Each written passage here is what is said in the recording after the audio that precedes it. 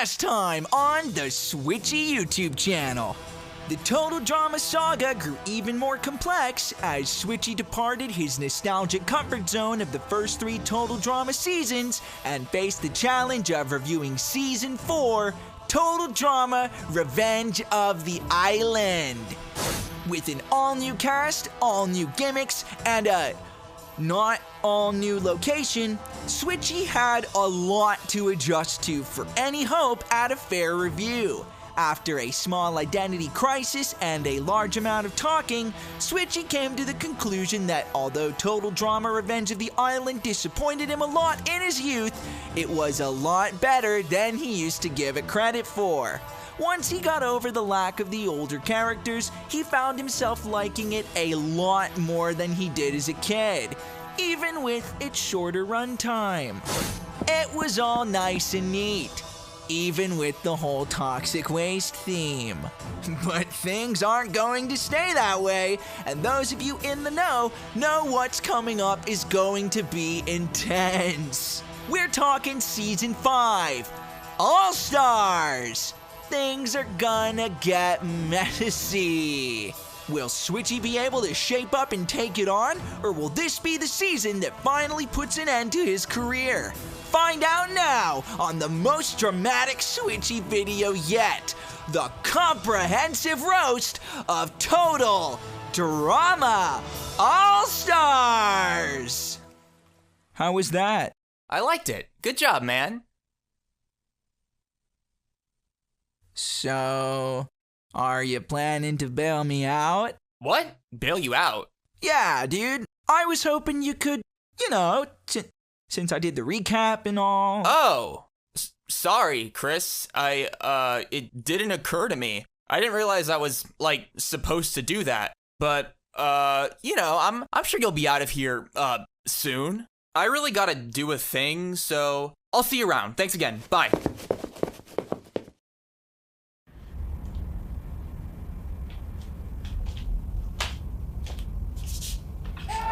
Whoa, what's wrong? What'd I do? Did I forget to pack my flame shield? We want Switchy 2!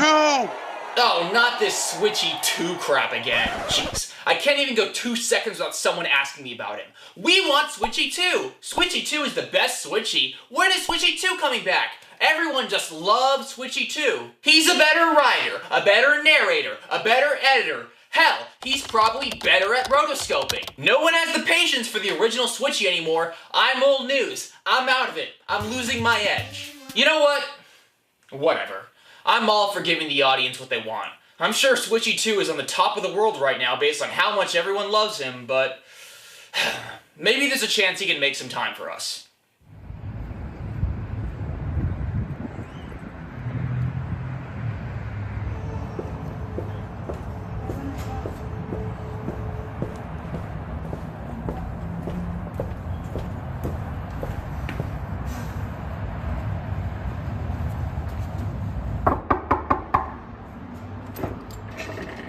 Hey, Switchy 2. It's that time of year again, so if you want, we can do the All-Stars review together. No, I'm not. I'm not doing that, no. Why? Why? I don't know. How about because I'm flat fucking broke? I made some terrible investments in the market. They went belly up. The economy's never been in a worse fucking position. I have work at Walmart in 20 minutes. And I'm a cart pusher, okay? So sorry if I don't have fucking time to do your silly little show, but I've got big boy responsibilities. I've got to fix some mistakes I made, something you probably don't fucking understand a thing about, okay? So, no, I don't have time. No, I'm not gonna do it. Oh, okay, sorry, man. Yeah, it's cool, just... Okay, yeah, I'll leave you to that.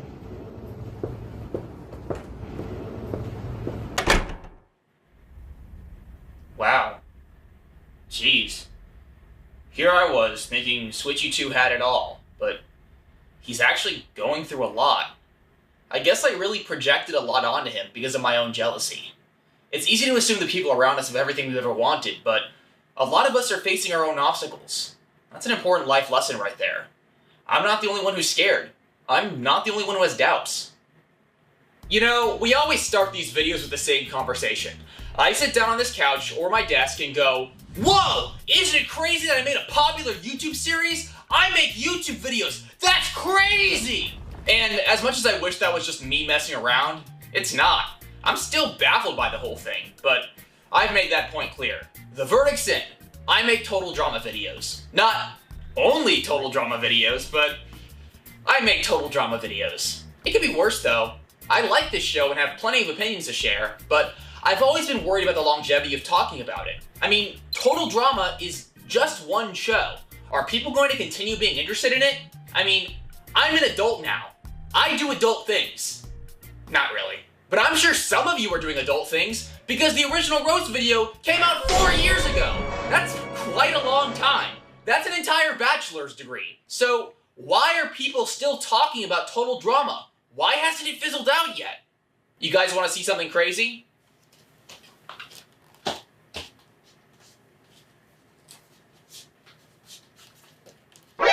Switchy, don't do it! Do not bring out the whiteboard! Do not bring out the whiteboard! No! Switchy, don't do it! For the love of God, Switchy! Stop it! Put the whiteboard away, Switchy! No! No! Look here. Take a good look. Total Drama peaked on Google Trends for the first time in almost 10 years. It's been more popular than ever. Not really ever, but you know. Interestingly, it wasn't in April when the newest season came out. It was in August. What does that mean? I don't really know. Well, actually, I have a hunch. A hunch leading me towards the modern day king of short form algorithmic content. TikTok. Last year I was minding my own business and suddenly an old TikTok I had posted in 2021 started getting a lot of traction. The Chris McClain Cha-Cha Slide parody I had made back there was blowing up out of nowhere. If you don't know what the Cha-Cha Slide is, yes you do. I didn't think that videos ever blew up so late like this on TikTok, but then again, I'm a disgraced old man who doesn't understand all this new stuff. Some of my more youthful friends directed me towards the duets, and suddenly I was bombarded with an avalanche of videos people had made with my audio. One person got like 500,000 views with a video they made of Chris McClain in Roblox acting out the Cha-Cha Slide dance moves. I saw some videos of people doing the dance with Chris's face superimposed on them. And this was basically all happening without me even knowing it. I mean, I barely use TikTok at all. Here's another thing. Around the same time, I started being told about a total drama AU called Island of the Slaughtered a lot. As if I knew what an AU was. It kept showing up in my comments, especially for the iceberg video, and based on what I've heard from BH Ultra, I wasn't alone. Island of the Slaughtered is an alternate story for Total Drama Island, where the campers are left alone by Chris on the island with a serial killer. Wait, isn't that just an episode from the show? There's a whole fandom and culture for this that has emerged, with a bunch of gotcha animations of the characters too. So, we have a revived fan culture for the new seasons, a super popular piece of horror fan fiction, and Roblox. I think I know what's happening. The middle schoolers have found Total Drama. So why am I saying this? Well, honestly, any discussion about the rise and fall of online trends is personally interesting to me, but I also never saw this coming. When I set out to make the first video in this series, my idea was to make a comedically long review going episode by episode, talking about my nostalgia for the show and how it feels to rewatch it again over a decade later. The people I had in mind as the target audience were people my age, who grew up watching the show as well and would enjoy taking a look back with me. And for a while, I didn't really see that audience getting any younger. Basic laws of our universe and stuff, you know. However, I was wrong, even though the signs were there. We had known about the new seasons being in the works since before the action review, but honestly, I never expected them to do that well. No offense. I just assumed it would make a small scene but fly under the radar, and instead of that happening, the show is now going through a renaissance of attention. Additionally, the intention isn't just a bunch of old heads like me being nostalgic for this show we watched as kids. It's made up of people who are now growing up with the newest season. Andromarama. Our skibbity toilet watching, Roblox-obsessed Poppy Playtime Amazing Digital Circus iPad-loving youth are now riding the Total Drama train. I hope I don't come off as unhappy or bitter about this, by the way, but I'll totally admit that it feels a bit bizarre to see all this happening. Sometimes it's easy to imagine things as being stagnant and unchanging when that's just not the case. And the total drama community has been changing. Also, I don't mean to put the middle schoolers watching this video down, because despite what anyone my age will tell you, middle schooler, we were doing the same fandom shit you were. For us, it was Homestuck and Hetalia and My Little Pony, and FNAF 2, especially FNAF. I at first thought it was weird how much cutesy content there was about the whole Island of the Slaughtered thing, but then I remembered that my generation was doing the exact same thing with our creepypastas and horror games. The point I'm making is that things change, but they also stay the same. That's part of life. Sometimes it's hard to adjust to, and there's always going to be someone whining about whether things were better in the past or not, but things are going to change regardless. Anyway, it's time to whine about how things were better in the past. Total Drama All-Stars. This is a complicated topic, especially compared to previous seasons of the show.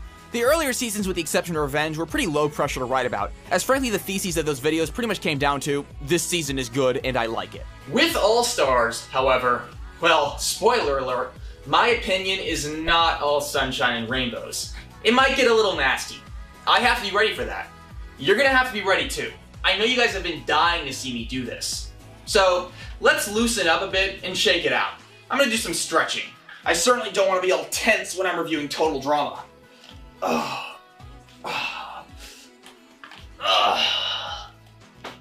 You good? Good. Let's do it. The comprehensive roast of Total Drama All-Stars.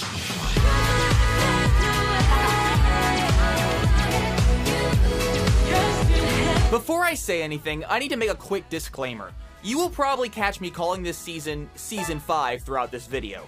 Even if I try not to, it's basically inevitable that I will call it that. The thing is, it's technically not correct to call it that, or it's at least not specific enough. As many of you may know, the 5th season of Total Drama covers both Total Drama All-Stars and Total Drama Pahkitew Island. It was commissioned as a season split into 2 parts by Cartoon Network, because I guess that's a different thing. Even though these 2 half seasons aired almost a year apart, have entirely different names, different casts, and different settings, they're technically the same season. I know it doesn't make that much sense, but I think it most likely just comes down to the contracts of people who work on the show, and how certain deals last a certain amount of seasons or something. I think that's why the last season of The Sopranos was basically 2 seasons in 1 as well. Even still, I will probably call this season, or half season, or fictional property within the Total Drama universe that doesn't fit snugly into the real-life Total Drama season delineation, Season 5. Mostly out of habit. I mean, I guess it's technically wrong, but it's so much easier. Still though, it's not the best habit, and I think I'll try to avoid saying it. Keyword, try. The whole half-season thing might have helped the show be made behind the curtain, but it certainly didn't make it easier to discuss it. I mean, you will often hear people refer to the earlier seasons by their corresponding number. It's a simple, straightforward way to discuss things that saves a lot of time. Why call it Total Drama Revenge of the Island when Season 4 communicates the same idea? But if someone tells you about their opinions of, say, Season 6 of Total Drama, yeah, it's the Wild West. Do they mean Pahkitew? Do they mean the 2023 reboot? Do they mean the 2023 reboot and what followed it? Heck, they might even mean Redonkulous Race. As I said in my previous video, I was not really keen on Total Drama Revenge of the Island when it first came out. There were some elements I liked, I guess, but pretty much anything I enjoyed about the season always came with a caveat in my own mind of, this season shouldn't exist, the old cast was way better. At the time, my frustration at what Revenge of the Island wasn't vastly superseded any strong opinion of what it actually was. So you might be thinking that I was quite excited for All-Stars. After all, with key characters from the original cast making their return, like I wanted, the season had to have caught my attention. Well, yes and no. I had a big Total Drama obsession throughout mid to late 2012. I was obsessed with the show. I did the roleplay camps, I watched a lot of AMVs, looked at fan art of my favorite ships on DeviantArt, you know, all the middle schooler stuff that I was talking about earlier. Once again, kids, we weren't any better than you. And when key individuals who worked on the show started talking about a new season in the works with the Heroes vs. Villains theme, my interest was very much piqued. All-Stars was a crazy cool idea, and it was one that I was eager to see in action. But there was a whole year of waiting before we would get to see it, even more so for the poor Banana Republic Canadians, and a whole year to wait for a kid my age was a hype killer. I mean, geez, a year is a long time for a child. I certainly wasn't gonna stay a super invested Total Drama fan that long, so by the time All-Stars finally came out, I was pretty far out of my Total Drama phase cycle. It was kind of a 2-year thing. I was too busy watching South Park and My Little Pony for the first time to really feel that strongly about it. I was so delightfully cringed with my stupid brony bracelets. I should note that I was interested enough to watch the new episodes as they came out, but I really did not care that much about what was happening. I sure wasn't browsing forums and discussing theories or anything with other fans online. I said in the last video that I feel like I misjudged Revenge of the Island when I first saw it, and that statement still rings true. But honestly, I'm kind of glad I didn't like it at first because it kept my expectations low for All Stars. I went into All Stars kind of imagining the show in a fallen state, and because of that, I didn't take how the whole thing went that seriously. In my mind, the show was never going to be like how it used to be, and I was spared a lot of heartache because I went in with that mindset. Because, for those of you who don't know, people hate this season. People hate this season. I feel like a lot of people have a personal story about how disappointed they were with All Stars, how its various character derailments and writing decisions sent them into an AVGN-like fury that led them to lose their temper and start setting things on fire. Fuck All Stars! All Stars? More like Ash Stars? Starflow to fuck? What were they thinking? But personally, I kind of don't. I remember my key preteen takeaways were mostly that the characters were almost all flanderized and oversimplified versions of themselves, the mixing of the cast was underused, the show was generally unfunny, and all in all, it was pretty much just as bad as Revenge, but a little bit less because we had some of the old characters. With that said, none of these things made me feel very strong emotions. I was checked out enough to not care much about some of its more controversial moments. A lot of people weren't though, especially because this season promised the return of some Gen 1 characters, which was a big deal to a lot of people after the mixed reception of the all-new cast of Season 4. The fact that World Tour ended so abruptly and left so many fan-favorite characters in unresolved arcs certainly added fuel to the fire.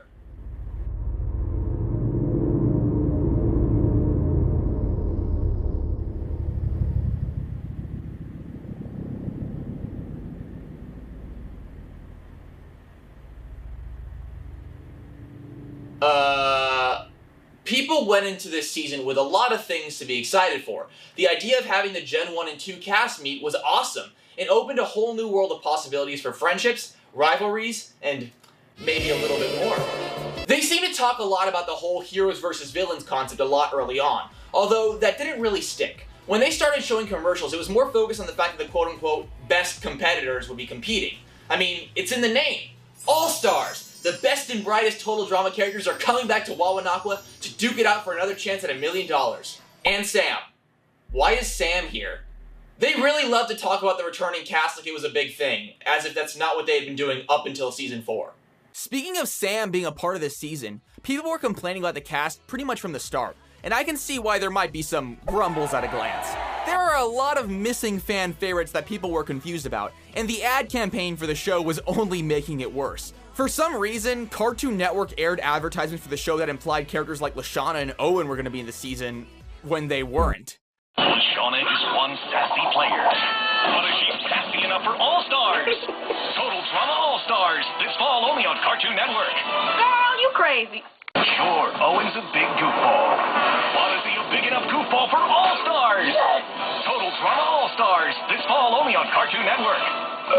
Some people say this might have meant that the show originally meant to have them in the cast, but, like, if that were the case, they definitely could not have taken those characters out in between the time they were airing these ads and the time the show premiered. This was airing in July of 2013. The season started airing in September. Like, that would be absurd. That's like 6 weeks to completely rewrite, re-record, and reanimate at least a couple of episodes. I'm not a TV showrunner, but I'm 99.9% sure that's not how the industry works.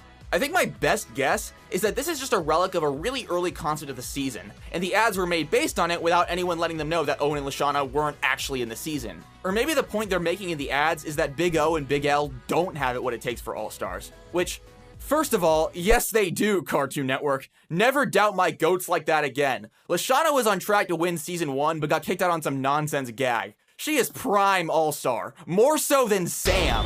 If this was their plan, that would mean they're intentionally showing us characters and being like, hey look, these characters won't be in our season. Look at this character we're leaving out. Which, I'm not an advertising expert, but making what you don't have a selling point seems like a suboptimal marketing routine. Or maybe it isn't. Mojang seems to do it all the time. Past Owen and Lashana, people also seem to speculate about this season originally having a larger cast including characters like Beth, Brick, Anne Maria, and Cody. For Beth and Anne Maria, they were included in one commercial I found naming potential contestants, with Zeke, Izzy, and B as well, actually. Him, her, him, her, him, her, or this guy, who will be a total drama all-star this fall on Cartoon Network. I'm genuinely starting to wonder if this commercial is where a lot of the rumors came from. This in an early trailer that gave us glimpses of even more characters like Justin, Harold, and even Noah. Find out who will be the ultimate camper on Total Drama All-Stars!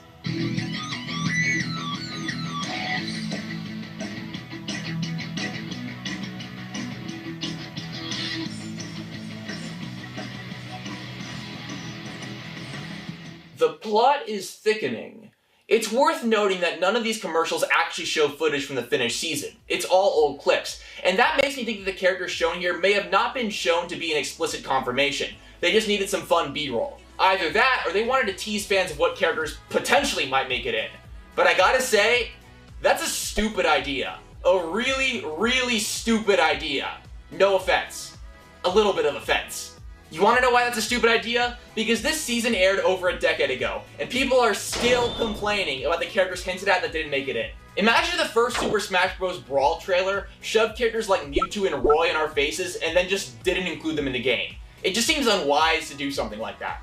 Once again though, this is all just speculation. I need you to understand that. Cartoon Network, Cake Entertainment, and Fresh TV are all separate companies pulling things in different directions, and it's difficult to make sense of it all sometimes for both us and the people directly involved as well. It seems to me that a lot of the theories about All-Stars being originally 26 episodes and stuff seem to be based on very little. I'm not saying it isn't true, but the facts that we do have are very few in number, and a lot of what I found in my digging seems to be mostly speculation. Which is fine, just remember, it's speculation.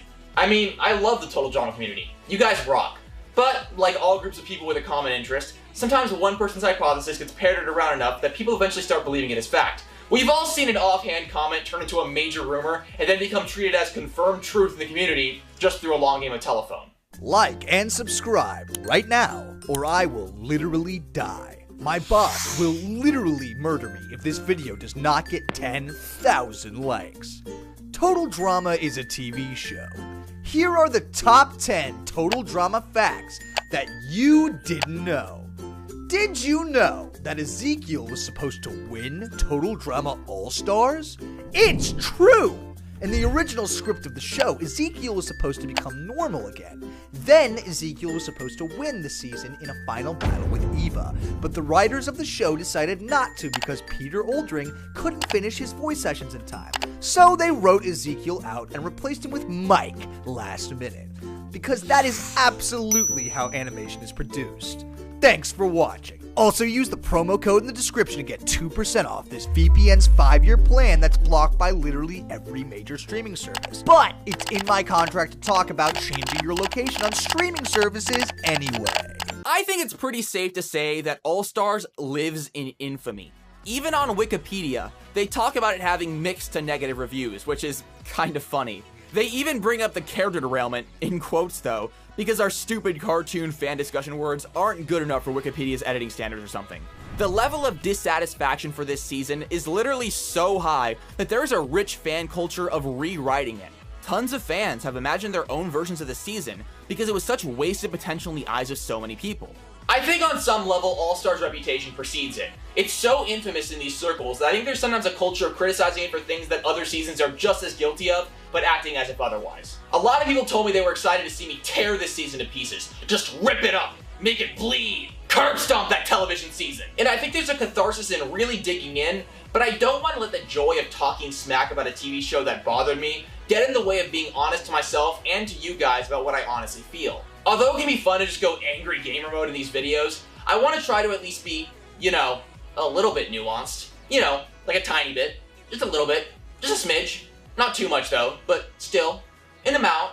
It's easy to say this season sucks, and everything about it sucks, and there's no redeeming qualities, and everyone who worked on it did a horrible job. And I'll admit, sometimes it's cathartic to make blanket statements like that. But I think after 4 decently good to fantastic seasons, I want to give this show the benefit of the doubt. I think it deserves a fair, reserved look with nuance. Yeah, nuance. I'll try. So yeah, brace yourselves. One of the most infamous seasons of Total Drama, or half seasons, whatever. Total Drama All-Stars, Episode 1. Let's go.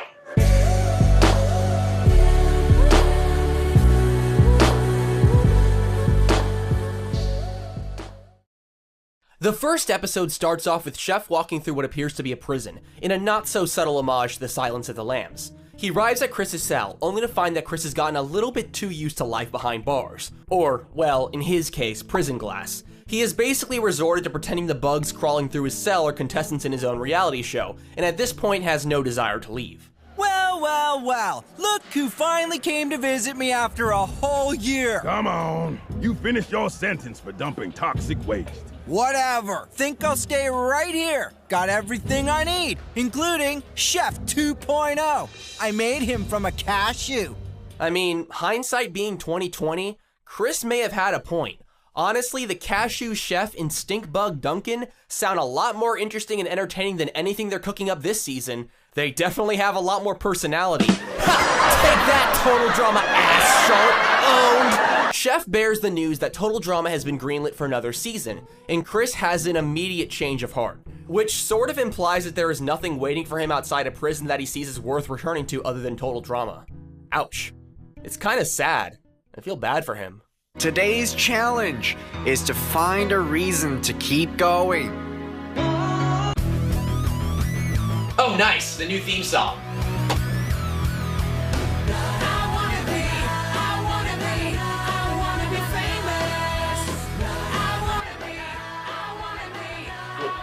What the hell? Yeah, so they cut down the theme song to what was basically just the bridge of the original, which to me is insane. Absolutely insane.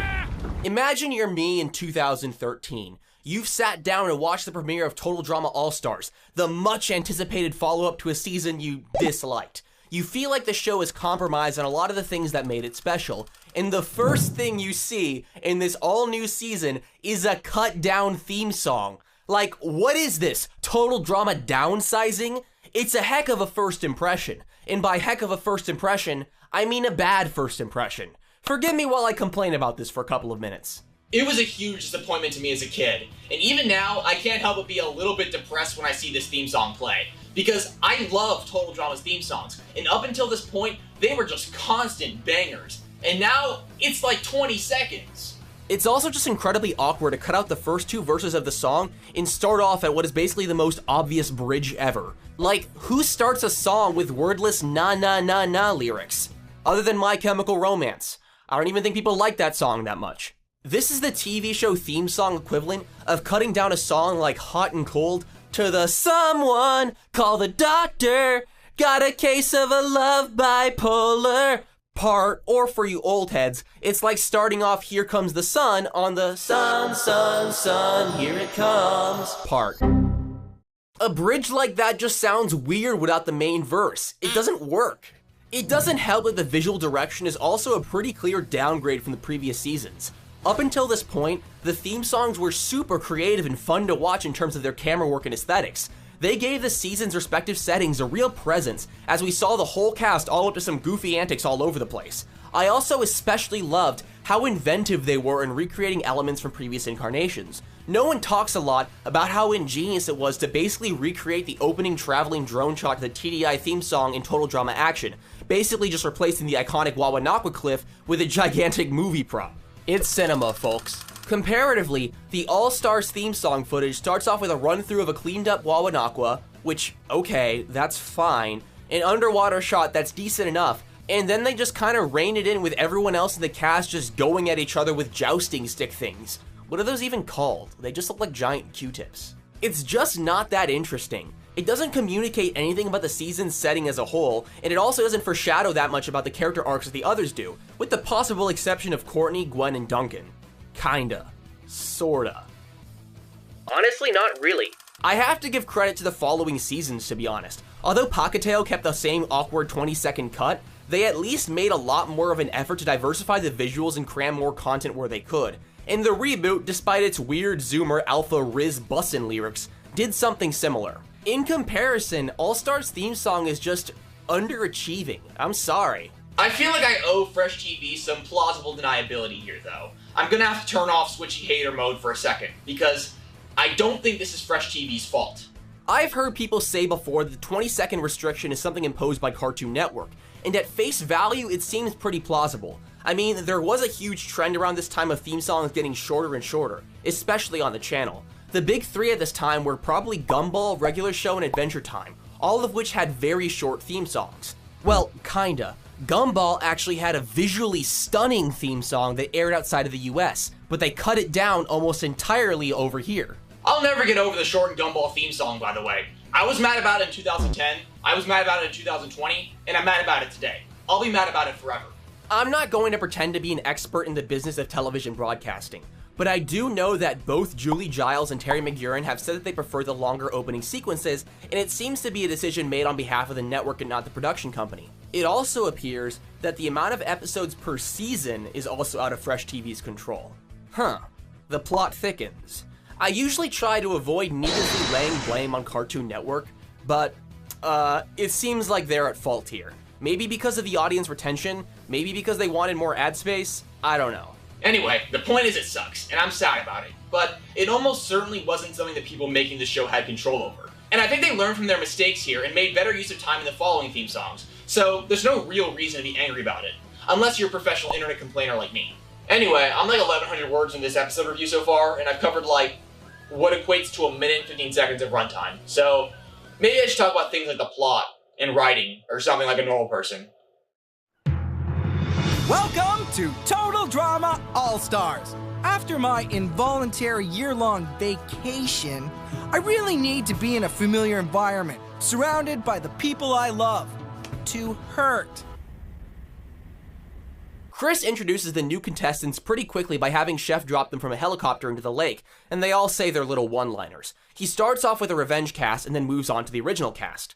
From our original cast, cranky know-it-all CIT, Courtney! This is not in my contract! Oh my god, it's Courtney! Yeah! Woo! Best character in the show. That's my girl. She's a CIT, class president, lead singer of the A-Type Psychotic Crazies. Wow! Courtney's bestie turned boyfriend stealer, Gwen. He wasn't her boyfriend at the time! Want to know a fun drinking game? Take a shot every single time this show overtly contradicts itself this season. This is Mountain Dew. I'll probably make an exception for small throwaway lines with plausible deniability, but that sure as hell is shot-worthy. Oh, what am I doing? The moment I finally become friendish with Courtney, I kiss her boyfriend. I kiss her boyfriend. I kiss her boyfriend. I've heard people kind of try and justify Gwen saying this as her trying to convince herself that because it was clear their whole relationship was sort of on the fritz, it wasn't a big deal. But I really can't see it as a fair thing to infer without taking a big leap. Although, yeah, Duncan was clearly not that into Courtney by the time he got back on the plane and kissed Gwen. He still talked to her like he was dating her, right before walking in on Gwen in the bathroom and kissing her. I think it's clear that they were still quote-unquote official, but I don't know. The show never really has Gwen explain the theoretical logic behind her saying Duncan and Courtney weren't actually dating on screen, so I'm gonna say this is just sloppy writing. Most of the other characters' introductions are pretty one-note, except for when Chris pretends to bring back Ezekiel as a contestant, but then has Alejandro in the drama machine shoot him far away like he's Team Rocket or something. Honestly, feral Ezekiel trying to compete would have been kind of cool now that I think about it. The exposition regarding the new season's rules goes by fast. Chris more or less just tells the campers the island is toxic waste free, the winners of each challenge get to stay in the Chris McClane Spa Hotel, and they're being split into teams of heroes and villains. Which is actually an idea I like. I've seen a lot of people say it's a bad premise and they would have preferred other gimmicks like the two generations going against each other, but I think this was a really cool change of pace, at least in theory. In practice, well, we'll see. The way the teams are split up is pretty self-explanatory, with two major exceptions. Gwen is put on the villains team, and Courtney is put on the heroes team, which is a very obvious mismatch. What? Why am I on the villains team? Because you stole my boyfriend and became the new Heather? Yeah, what she said. But I've done so many good things. I'm not a villain, I'm nice. Being bad is cool, and now we're on the same team, so that's good, right? I guess. I've heard people complain about this a lot, but to the show's defense, the fact that Courtney and Gwen are put on the wrong teams is very obviously done intentionally, within the show especially. I don't think Chris actually cares that much about Gwen kissing Duncan. I think he just likes messing with her. Joe points out that the Heroes team, known as the Heroic Hamsters, has 7 people while her team has 6, and complains about it to Chris. I mean, it's pretty unfair. With Mike, Zoe, Courtney, and Anthony Fantano, the internet's busiest total drama contestant, it's looking to be pretty stacked. What? Chris reluctantly balances it out by adding the drama machine to the villainous vultures. I'm surprised the villains are fine with that, but whatever, it's their fight to fight. Chris tells the contestants that in this season, the challenges will be homages to previous challenges from the show. This one specifically is a mix of the iconic shark dive from episode 2 and the New York baby carriage challenge. The competitors need to dive for keys in the lake and take them to the spa hotel to try and unlock it. The team that unlocks it successfully wins immunity in a night in said hotel. He also doesn't let them change into their swimsuits for some reason. I genuinely don't know why. He says there's no time to change in-universe, but I really don't know why they didn't just make the characters wear their swimsuits. It's a bizarre decision. I mean, I guess it's not a big deal. I don't want to make it seem like I really need to see these characters in their swimsuits. Like, that's not a big thing to me. I don't mean to give that impression. It just seems like a weird thing to leave out and then bring so much attention to the fact that you left it out. I should probably make it clear now that so far, I'm pretty underwhelmed by the dialogue, especially the lack of interactions between characters of separate casts. They barely are talking to each other, and when they do, it's just bland. They talk to each other as if they already kind of know each other, and that is some really missed potential right there. I mean, I guess there were some cameos last season, but this is the first time a lot of them were on screen together. You can make a stupidly entertaining episode out of that alone, but they just don't really do anything with it. It seems they're all already on a sort of first name basis. Kinda. Maybe they met at the Total Drama Cast dinner party. All we really get are quick little exposition dumps that don't really take advantage of any chemistry that could be had between any characters. Sam and Sierra talk, but it's literally just touching base with the audience about Sierra getting eliminated last season because she blew up the plane and how her hair is back, which I already know. I guess people coming in for the first time, along with more casual fans, might benefit from it though. This should go without saying, but why are Sam and Sierra here? Why are they in this cast? Sam never even made it to a merge. And Sierra? What is she going to do without Cody? What kind of arc could they possibly give her? Heather and Joe bicker a bit, including a decently entertaining line where she calls Joe a newbie, and Gwen interjects them by saying that despite their villainous name, they shouldn't be opposed to working together. No way is that going to happen. I Don't trust anyone on this team. I think that went well.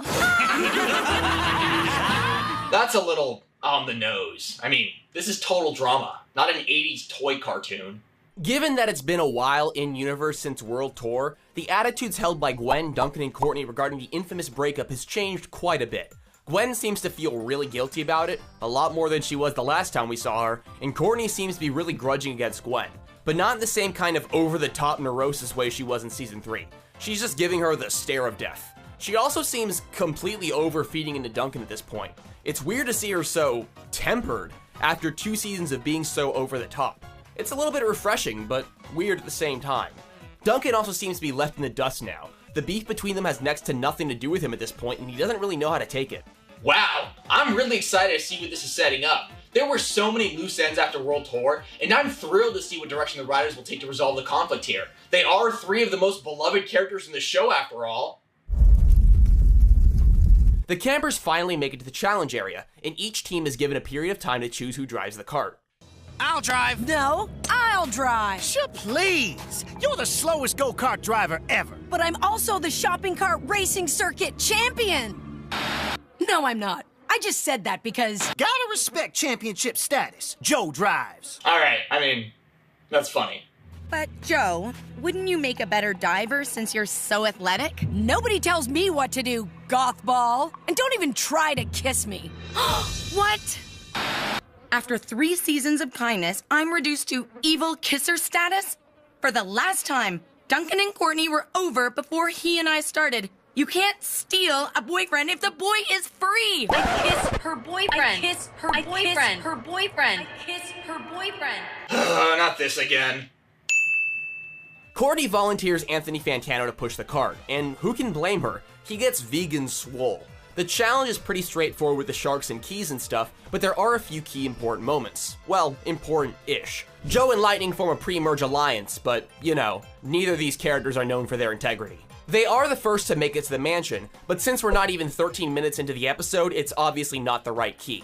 They make their way back and cross paths with the hero's cart, in front of, like, a really blurry background for some reason.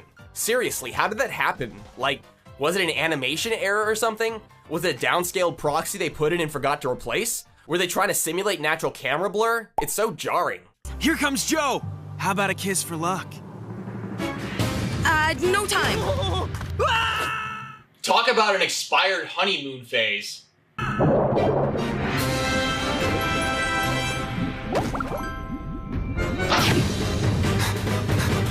Let's roll! Listen up, short pants. I'm in charge. Get in my way, and I'll make your life a walking nightmare. Ha! Trust me, I don't want to be in charge, but feel free to knock yourself out trying. Really? No go, it's done. Way to pick the wrong key, Dud Ken. Ha! Good one. Thanks. Wow, someone who finally appreciates my killer zingers. Fair is fair. That's a fun callback to Season 2. The campers keep making the rounds back and forth to the mansion, until it's Scott's turn to dive for a key. He keeps trying to refuse because he suffers from both physical and psychological trauma after being mauled a couple times last season, and the tussle leads to the robot accidentally being pushed into the lake. The water damage and the shark bites lead the suit to self-destruct, and out comes its prisoner, Alejandro. Last thing I remember, I was burned to a crisp by the volcano, and Chris sealed me up in that robot suit to heal. It feels so good to be free after all this time. I must thank Scott for his cowardice. Well, now, that's got me confused. If he literally doesn't remember anything after he got burnt in the lava, was he even conscious over the whole year? Was he able to move within the suit? It seems Chris controlled it remotely, but he also seemed to cozy up to Heather while in the suit. But he was also presumably unconscious, unless something in the explosion gave him amnesia. I think this was a plot point in RoboCop 2. By the way, why does he keep saying it's been a year? He was sealed up at the end of World Tour. Chris's prison sentence lasted a year from the end of Revenge to the beginning of All Stars. Alejandro had to have been in the suit longer than that, at least long enough for Sierra to have grown a good amount of her hair back between World Tour and Revenge. In fact, later in the season, Courtney describes the events of World Tour as having happened quote-unquote years ago. So how long was he actually in the suit? Do you guys see why I don't take this show's timeline seriously? It's really hard to, because I don't even think the writers do. Also, like, most important question of all, wouldn't he have, like, starved to death in there? The only actual damage he seems to have suffered is having his legs be asleep, causing him to fall on his face right after landing on the beach. I was stuck in that robot suit for a year. My legs are so asleep, it's like they're in a coma. Wakey, wakey! Wakey, wakey? Alejandro would not say wakey, wakey. Come on, guys. Also, I gotta say, because although I can deal with it now, I remember being so mad about Alejandro's new voice actor as a kid. I was just furious, because that's what 12-year-olds do. They get angry about stupid bullshit. Nowadays, I can deal with it, even though I feel like Alex House's version of the voice is a little bit too juvenile sounding. Though maybe my calling it juvenile might stem from him saying wakey, wakey. That's not what fucking Alejandro would say. What the fuck? He otherwise gets pretty close, but he definitely doesn't match the more mature confidence that Marco Grazzini voiced the character with. Alejandro ends up picking the correct key and unlocking the spa hotel, meaning the vultures win and the hamsters have to vote someone off. We fade over to the elimination ceremony, and it's pretty similar to how it used to be, except now the winning team gets to observe the ceremony from a goofy-looking peanut gallery that looks nothing like the rest of the Survivor-esque campfire setting. It looks like they bought it at IKEA. They just keep whittling away at the whole summer camp atmosphere in this place. It's kind of a shame. Hey, even though I technically didn't do anything wrong, I'm sorry about the way the whole Duncan thing went down. Actually, that's not like a blatant factual error. You can just argue it's an ethically dubious opinion. I'll let it slide. Yeah, here, I picked these just for you. Achoo! Oh no, you're allergic? Told you you're a villain. Oh, come on, Courtney. She didn't mean it. Can't you guys be friends again? Please? Before the voting commences, Chris also asks one of the winning team members to exile themselves to Boney Island for the night. It sounds like a bad deal, but one of the McClane invincibility statues is hidden there, so it can be seen as a fair trade. The contestants vote for whom to eliminate, and it's a big, thrilling mystery. Or, at least that's what I'd say if the entire elimination order hadn't accidentally been leaked a few weeks before the season came out. Boy, I really hope somebody got fired for that blunder. And tonight's lucky loser is...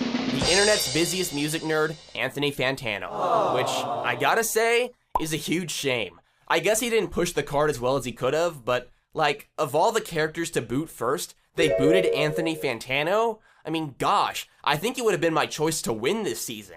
And I remember not being alone in thinking that. It seemed like everyone wanted him to be a major player. After almost making it to the end in Season 2, and being one of the last of Team Victory in Season 3. I just feel like it was his time. I definitely think he counts more as an all-star than Sam and Sierra. He's been in the music reviewing game for almost 15 years. I'm sticking to this gag, by the way. I don't care how much people hate it. This season's elimination method is the flush of shame. The sound of a toilet flushing. Maybe this bothers me more than it should.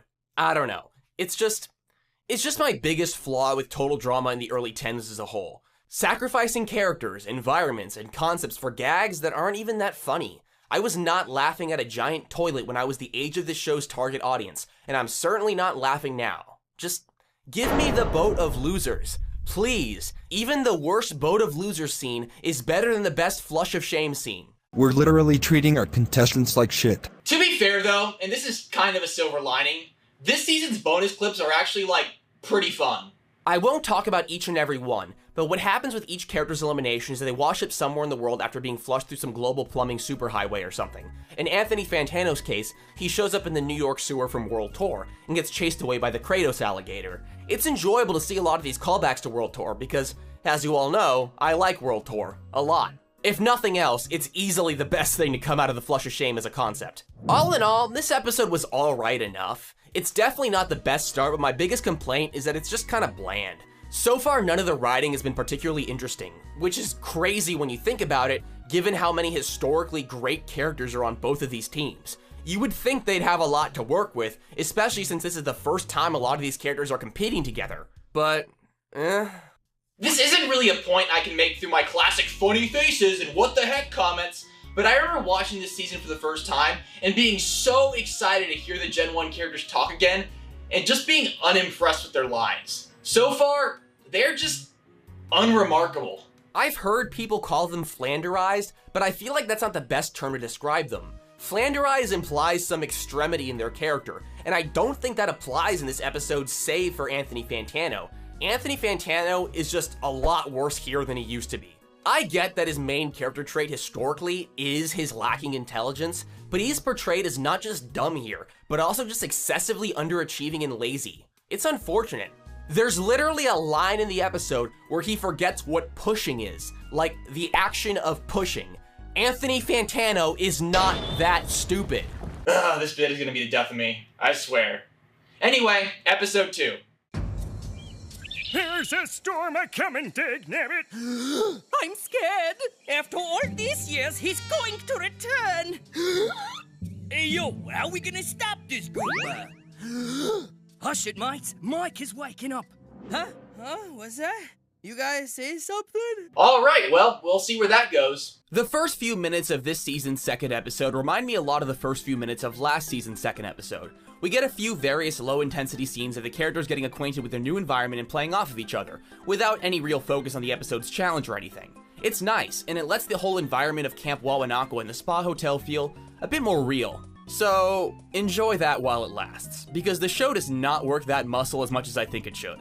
I miss 26 episode seasons. There are some decently important story points highlighted, like Joe trying to convince the villains to vote for Lightning because of how strong he is, Heather suspecting that Alejandro's faking his legs being asleep, and Sierra being kinda, well, Sierra. This episode's challenge takes inspiration from the Paris challenge in World Tour. The teams have to dig through their respective areas to find pieces of a statue buried under the sand. The first team to put their statue together wins invincibility, and since the villains won last episode, they also get shovels to work with. That's the whole challenge? Really? This isn't necessarily a problem, but I'm kind of surprised, because this show has pretty much been locked into 2-part challenges since season 2. I wonder why they changed that. We should divide our area into sections and each dig in one. No, let's separate the beach into quadrants and each pick a quadrant. That's exactly what Zoe said. Then good. We'll use the plan that Zoe and I came up with. Alright, that's funny. I'm not super interested in the physical humor in this challenge, especially involving Sam and his blood loss, but the dialogue is actually pretty alright. The banter between the villains actually manages to land here and there. I mean, it's no Team Amazon, but the villains clash in fun ways. I especially like Heather and Joe being at each other's throats as they vie for control over the team. I kinda wish they said meaner things to each other, but it's still pretty good. Strategy, people! Strategy! We should start from one end and dig to the other one in a straight line. And what if the pieces are all at the far end? Huh? We need 2 lines that push in towards the center. Right, guys? Ain't nobody telling Lightning where to dig. I'm my own man. After being on the receiving end of one too many booby traps, Cameron finds a hat that he can use to summon Manitoba, and it works wonders. And other than a little bit of playful flirting with Zoe, it appears Mike's alters have a lot more respect for each other than they used to, which is nice to see. Scott covertly sneaks over the border and digs up one of the hero's statue pieces and buries it within his territory to sabotage them, but Manitoba catches on and confronts him. Scott accidentally then sets off a booby trap, and in the shock he spins around and hits Manitoba in the head with a shovel. Ouch. Mike? Mike! Go with the fishing. Hey, yo, it's go fish, not fishing. Oh, that can't be good. Hi, do you feel that? The malevolent one, he's coming. Ah! Psst, nothing personal, kid. Mike wakes up not long after getting hit, and despite what you saw with the whole painting just now, it seems that it's still him in control. Only him, actually, because he tries to summon Manitoba and fails. We'll see how that unfolds later. Heather feels momentary guilt for her skepticism when she sees Alejandro get pinched in the foot by a crab and not react to it all, leading her to believe that his sleeping legs are actually the real deal. But he actually did feel the crab and is just really, really good at faking it. Yeah, he's faking his leg numbness to mess with Heather, I guess. It's quite the elaborate ruse, especially when he must have come up with it in seconds after the robot exploded. Well, I guess you could also argue that they may have been asleep initially, but he decided to keep pretending he couldn't walk as a ploy to garner sympathy. This is a nitpick, but there's something that just kind of bothers me about Al doing a handstand. Maybe it's just too visually distracting for me, maybe it's something else, I don't know. It just grinds my gears a little bit. Both teams finish up finding their pieces and make their way to the platforms, and Alejandro accidentally reveals that he can actually feel his legs by turning himself into an incline for the others to walk up. Maybe I'm wrong, it's not like I have experience being a human ramp and having like 5 people take turns walking on me, but I think I would need to have control over my legs to push them out and maintain a firm structure like he does here, especially on a soft surface like sand. His arms could not do that alone, just saying. It's revealed that both teams miscounted and are actually 1 piece short of their final statues, so they have to find the last one before winning. Zoe and Mike find the Statue of Liberty's torch and win the challenge because Zoe just freaking Kobe's it and it lands perfectly. There's gotta be magnets or something in those pieces. It's not like they were even in that much of a rush, as Lightning accidentally toppled over the Big Ben statue. She's just flexing. The hamsters win the challenge, and Sam volunteers to go on Boney Island because he's just been dead weight this episode. At some points, literally. I kinda wish he didn't though, because he's just been getting the short end of the stick so far this season. And spoiler alert, it's not going to end here. Sam is going to go through hell. Right before transitioning to the elimination, Gwen tries to talk to Courtney and accidentally gets her covered in garbage from a booby trap. And everyone thinks she's doing it intentionally. I hope you like that gag, because it's going to be here for a while. Lightning, you're on the chopping block for your crummy math skills and incessant bicep kissing. And Joe, you're on the block for your annoyingly pushy campaign to send Lightning home. You did what? Oh, I love that smug face. You know, to be honest, in a season full of legacy characters that let me down in terms of how they're written, Joe and Lightning have not disappointed me yet. I mean, Lightning is still leaving really early, but given how the season goes, being decently funny for like 2 episodes and then getting booted is honestly a blessing in disguise.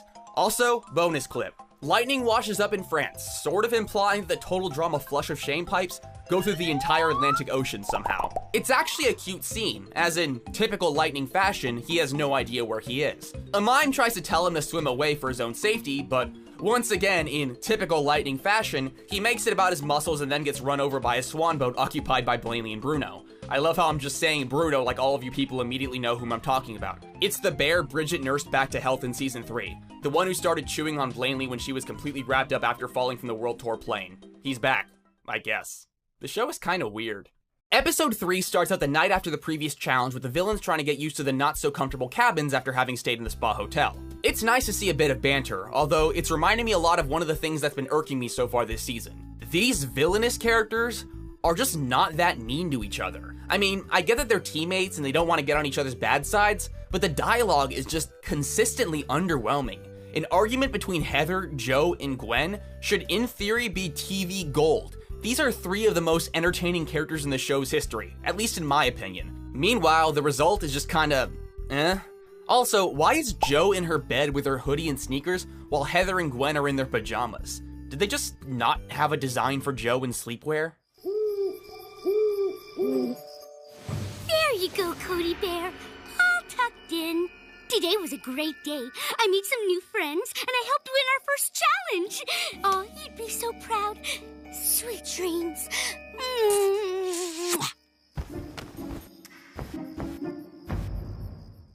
Oh, she killed him. He's definitely dead. Overnight, a shadowy mic-shaped figure emerges from behind Cameron's bed and makes his way towards Sam's bed. For those of you just joining us, Sam is over on Boney Island being this season's pain magnet. The figure, now revealed to be a new personality of Mike's, breaks Sam's game guy. Oh no! He won't be able to play Super Plumber Siblings anymore! I've never seen eggs so perfectly hard-boiled. The odds are 10 trillion to 1. Maple? Bacon? Let's never lose again! It's not all perfect. Hey, Butler, I've got a problem. This juice is at least 5% too pulpy. It says with pulp. You like it with pulp? Not this much. I like the one that says some pulp. As the competitors walk towards the challenge, pretty much all the villains start trying to make moves on Gwen. She's well aware of their intentions, but is happy to finally have some bargaining power in the game. Ugh, Courtney's glaring at me again. Can't you make her stop? Love to, but right now I'm blanking her like she's blanking me, so no can do. But let me know if you catch her looking my way. You have to wonder what the intention behind constantly posturing about how compatible and healthy Gwen and Duncan were as a couple in World Tour, only to completely flip it into both characters being totally jaded with their relationship next time we see them. Gwen more so. Duncan seems to be half and half between trying to beat Courtney at her own game and wanting to rekindle his relationship with Gwen. This episode's challenge is supposed to be a nod to the War Movie challenge from season 2, but like, not really. I would say it has a lot more in common with Paintball Deer Hunter, just without the deer outfits in paintball and leeches instead. Honestly, the deer outfits would have made this more interesting.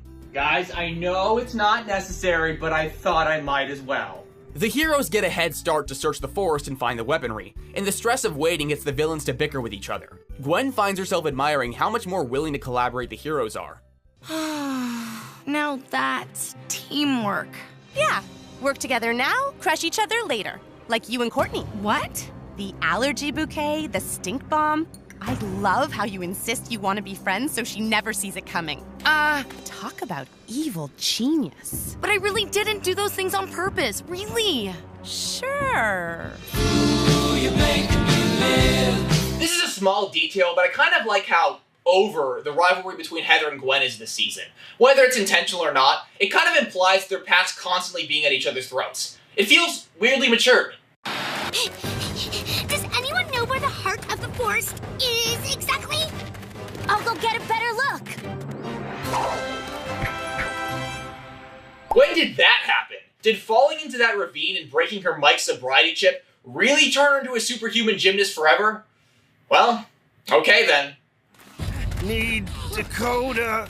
She can carry me around like a game guy. That makes sense since you are a real-life game guy. Oh no. Are they doing something here? Please, for the love of all that is good, tell me they're not doing something here. Sierra and I have a lot in common. We're both super smart, and we can both be a teensy bit socially oblivious sometimes. Cameron, what are you doing in there? They're doing it. They're doing it. Why? Why? Why are they doing this? It wasn't even a clever joke! The villains see the heroes going left and choose to go right and cut them off in front of the higher tech crate, and the plan actually works, so the heroes run and opt to settle for the slingshots.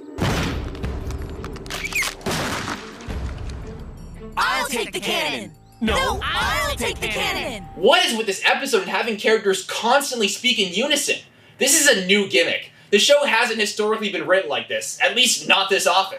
We use it as a team. Right, Gwen? Yeah, obviously. That's what I was going to say. Woo! Go team!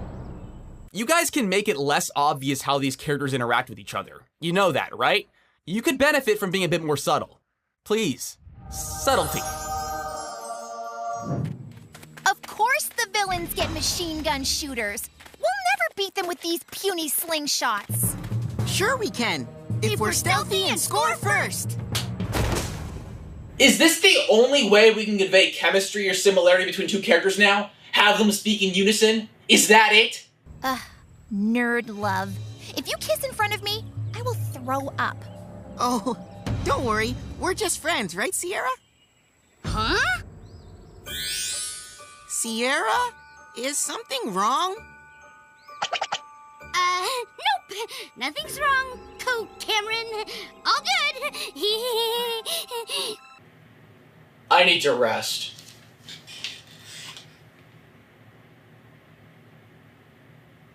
The heroes leave Sam with Courtney in a cave to hide because he's too injured to be able to compete. Sierra and the friendship core of Mike, Zoe, and Cam talk strategy, and Mike tries to summon Svetlana for the challenge, but once again isn't able to do so. It appears he has lost contact with all of his alters, which to him is really scary. The heroes open fire on the villains, and despite their mere slingshots, knock out 2 of them, and Scott ends up getting knocked out as well when Joe accidentally hits him with the cannon. Gwen and Duncan move forward to return fire. Just pretend Mike is Courtney and you'll clobber him in no time. Wait, do you think I've been attacking Courtney on purpose too? Pretty much, yeah. You really think I could be that vengeful? You don't know me at all. All that breakup drama and world tour only for the couple to come out of it with all their chemistry washed away like sodium chloride in water. Nerd! Nerd! The villains lock into a point, but the heroes still lead by 3! Angle 47 degrees, allowing for minimal wind resistance.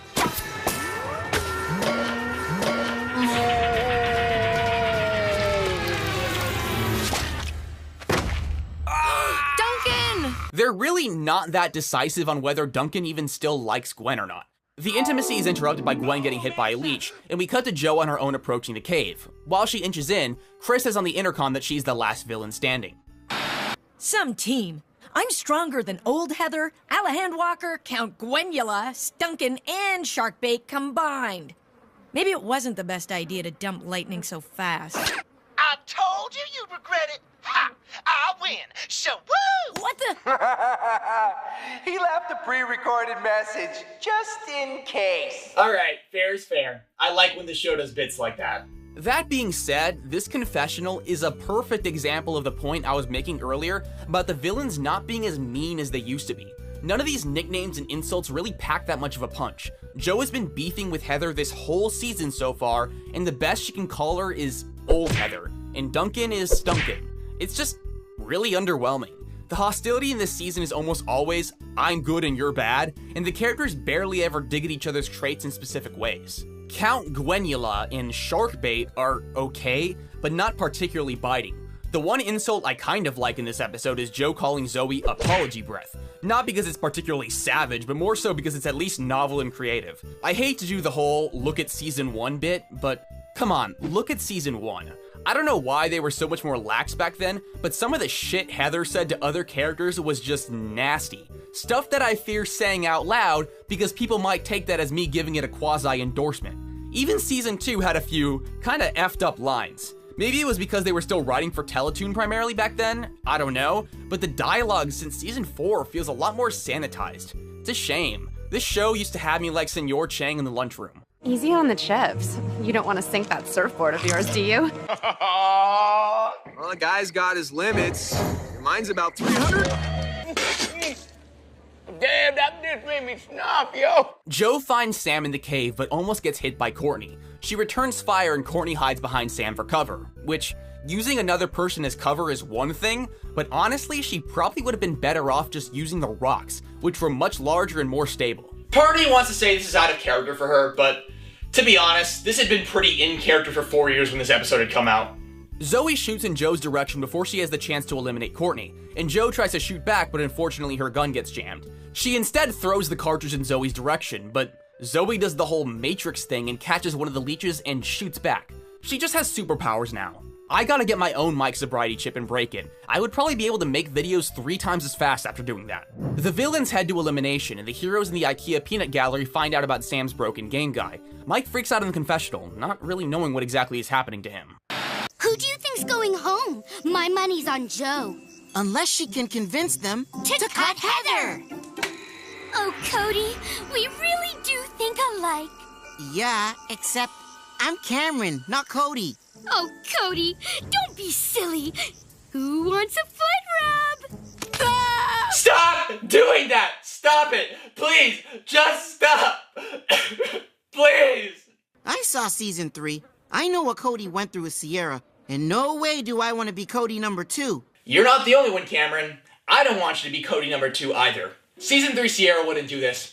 You can't just be any pathetic, short, skinny guy for Season 3 Sierra. There was only room in her heart for one man. In order to avoid Sierra, Cam volunteers for exile and Chris finally passes out the marshmallows. And tonight's not-so-lucky loser is Joe. Probably because Friendly Fire was enabled. And honestly, for what it's worth, like Lightning, she was fine while she lasted this season. I wish I could say the same for, most of the other characters. In an added twist, Chris also announces a team swap between Courtney and Duncan, because Duncan acted heroic by taking a shot for Gwen, and Courtney acted villainous by using Sam as a human shield. At least now you have to stop blanking me and admit I exist. Yeah, you exist. So what? It's genuinely so weird seeing them in the same frame this season. That doesn't happen much. The episode closes off with Gwen trying to introduce Courtney to the villains team, but she accidentally kicks a pail of leeches in her direction and everyone once again thinks she did it intentionally. It's kind of sad to see one of the most divisive character dramas in the show's history being reduced to little more than a sitcom-y running gag, but well, that's sort of Season 5's MO. Rainy skies mark the beginning of Episode 4, as Chef kicks open the cabin doors and serves the vultures a breakfast of powdered gruel. Hey, didn't these characters have, like, a building where they would eat? Like, a dining cabin? Like, right there? Do they even go there this season?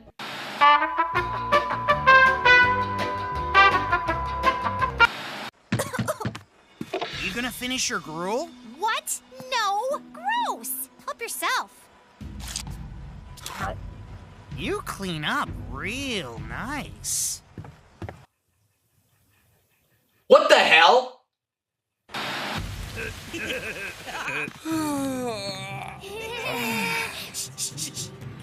Surprise! Welcome to the hero team, Duncan! Woohoo! I'm sorry, maybe this is a nitpick, but they are way too on the nose with the hero and villain thing in this season, at least for my tastes. Sierra runs off to take a picture and she comes back distraught at her broken cell phone. It's revealed that Mike's mysterious alternate personality broke it overnight, after seemingly materializing in and out of existence. What is he, SCP-173? It's okay, Sierra. It's not okay. It's no-K. It had my top 500 Cody pics on it. Just picture him in your mind then. Okay, Codys. I really don't get the point of bringing Sierra in this season without Cody. I mean, I guess you could theoretically flesh her out past her obsession with Cody, but they don't. It's the entirety of how she's defined, perhaps even more so than Season 3. This is the worst. I only came back to Total Drama to make things better with Courtney. But now she hates me more than ever. She came back for me? Yeah, right. She probably knew I'd overhear. But how? This is another nitpick, but I don't know why it shows Gwen in the confessional at night, only for Courtney to be shown listening in during the day, and then she's in the confessional during the day. It was probably just a small oversight. The rain clears up and Chris tells the campers over the intercom to go to the beach for the challenge, and then they all show up, not at the beach, for some reason. Take a shot. It's not a big deal, but I'm trying to party. Cam shows up after a night in Boney Island completely unharmed but smelling terrible because he apparently covered himself in bear pee to avoid being targeted by any other animals, as if the bears are the scariest thing on Boney Island. This episode's challenge is what I can only describe as ROTI core. The campers need to take turns eating as much as they can from a stack of giant pancakes, and then go through the giant butts obstacle course from last season, and then get spun around in a Gravitron-like ride. Originally, the salad spinner was something the crew meant to leave out, but because Scott said the challenge looked easy, Chris decided to throw it in. Nice one, Scott. And yes, I I was being sarcastic. What? What? You're pretty when you're mad. Barf. Isn't this like the second time they ever talk to each other? Can we like spread this out a little bit, please? If a competitor throws up at any point in the challenge, they're benched. But if they swallow it instead of vomiting, they can go back in line. Remember when the challenges in this show were like hide and seek? It's very different now. The challenge commences, and my gosh, it's just not interesting to me. Full stop. I usually try not to make a habit of highlighting jokes and gags that I don't find funny, because for one, humor is incredibly subjective, and two, showing you guys a gag and then being like, this isn't funny, doesn't usually make for very appealing content, but I have to make it known how little I'm laughing when watching this challenge. It's a lot like the obstacle course challenge from last season, in that the personnel behind this show almost seems certain that this is like the funniest it can get. You can see it all over Chris's narration, where he has a zinger for pretty much every single bit of slapstick that takes place, and if he doesn't have a zinger, he's just laughing uncontrollably. Almost like he's the laugh track the show wished it could have. Because apparently, Cam falling down a tree is just peak entertainment value. That's the ratings. That's what we all came for. That and Brick getting hit by a cannonball. According to Chris McLean, at least. The constant riffing gets old. This show really wants you to be laughing your ass off at this slapstick, and I'm just poker facing the whole time. And some of you might argue it's because I'm too old, and maybe that's true, but even when I was 12 watching this, it did nothing for me. There are so many scattered lines in this season that imply the only thing fans want to see is these characters getting hurt, and I'm sitting here with no real reaction like, not really. I like some of these characters. Dirt for brains, you're next. The gruel's giving me lead gut. I forgot that's what you get when you eat too much of the good stuff. Stop whining and get to chowing, or whatever your people say. Well, when you put it like that. And stop smiling at me! I think the weirdest thing about this right now is that I kind of don't hate it. I'm like entertained by this. Something kind of interesting about this episode to me is how little vomit there actually is here. I mean, there is occasional vomit, but it's less than you might expect, especially when you compare it to season 1 where they would just go ham. I suspect Cartoon Network's increased involvement in the production of this show probably led them to tune down all the visible vomit. Or, well, maybe the writers and animators just got tired of making scenes where everyone puked on each other, which actually is pretty valid. At least the puke here is actual puke colored and not rainbow colored like it is in the reboot. The freaking woke mob took away our total drama vomit. Not cool, man. Green jelly! Get it off me! Get it off me! Why is she freaking out so much? Season 1, Phobia Factor Challenge. She's terrified of that stuff. Come on, Cam. You of all people should know that. You're like one of 4 characters who actually talks about having seen the show. Poser. The villains teeter towards victory until Sam finally starts eating and eats so many pancakes that he undoes their advantage. He ate this challenge. Literally. Apparently, Sam really likes eating and can do it in comically large amounts, like a certain other character whom some fans theorize he replaced in the show's script. A character that should honestly be competing in this season and is far more deserving of the All-Star title. You know. Sam and Alejandro both get attacked by bugs that were hidden in their respective pancakes. Someone really needs to get this poor gamer some bug spray. They finish their pancakes and make a dash to the finish line. I'm coming for you, game child! It's not game child, it's game man! Sam and Al make it to the salad spinner at the same time, and Sam is the first to crawl out, only for Alejandro to catch him wedgie style to keep him from winning. Luckily for Sam, one of the bees that he was stung by flies out and stings Alejandro, which makes him drop Sam and lose the game. I don't know why Alejandro looks completely fine right after being crawled on by at least dozens of red ants, but okay. The villains sit down at the elimination ceremony, and Chris tells them he has a surprising announcement. Listen up, campers, because I have a shocking announcement to make. Gwen didn't accidentally, on purpose, serve Courtney an ouchie today. The day's not over yet. Oh, and after reviewing the footage of today's challenge and laughing a lot, turns out the heroes didn't, in fact, complete the challenge. But Sam finished the pancake and the obstacle course first. Sam, will you stand up and turn out your pockets, please?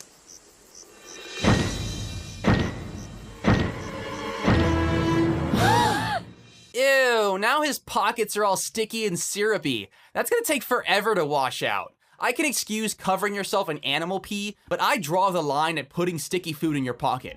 You can excuse covering yourself in animal pee? Chris announces that the heroes forfeit because of it, and Courtney and Scott hug each other, then realize what they just did and get flustered. Which, shoot, that's like third base in the world of total drama dating. They've established a whole romance arc after like 3 or 4 interactions. Do you guys see why I think this show tends to be better with 26 episode seasons?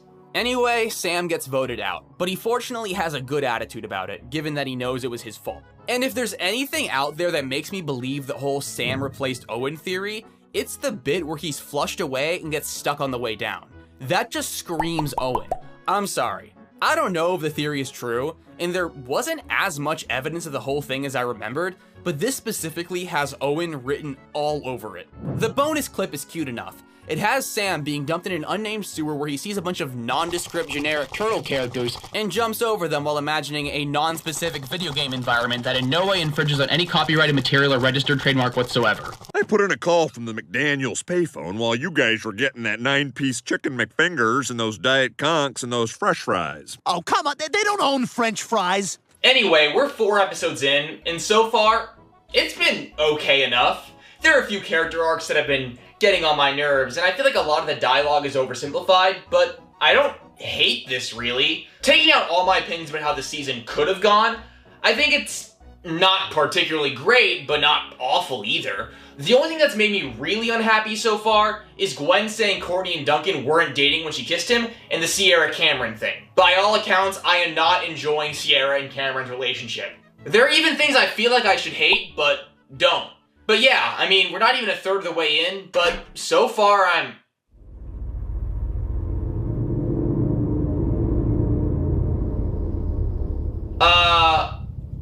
So far I'm just unimpressed, but not angry. The next episode opens up with the heroes eating their allocated chef slop of the evening and not enjoying it at all. Cameron makes a bit of conversation about the topic until he randomly slips over and is helped up by Mike. I can't believe what I just saw. Or have just seen. No, saw. I don't know what test is. Either way, I can't believe it.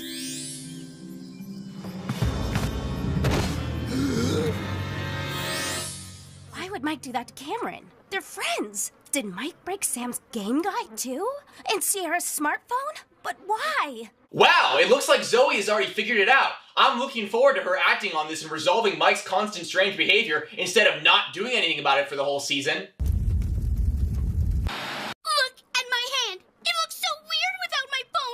Without my phone, do I even exist? And if I can't talk to him, does Cody exist? If I don't have my computer, do my oomphs exist? Also, didn't Sierra literally fix her phone last episode? Like, we saw it in a confessional all taped together. I'm sorry, but take a shot for all those who participate.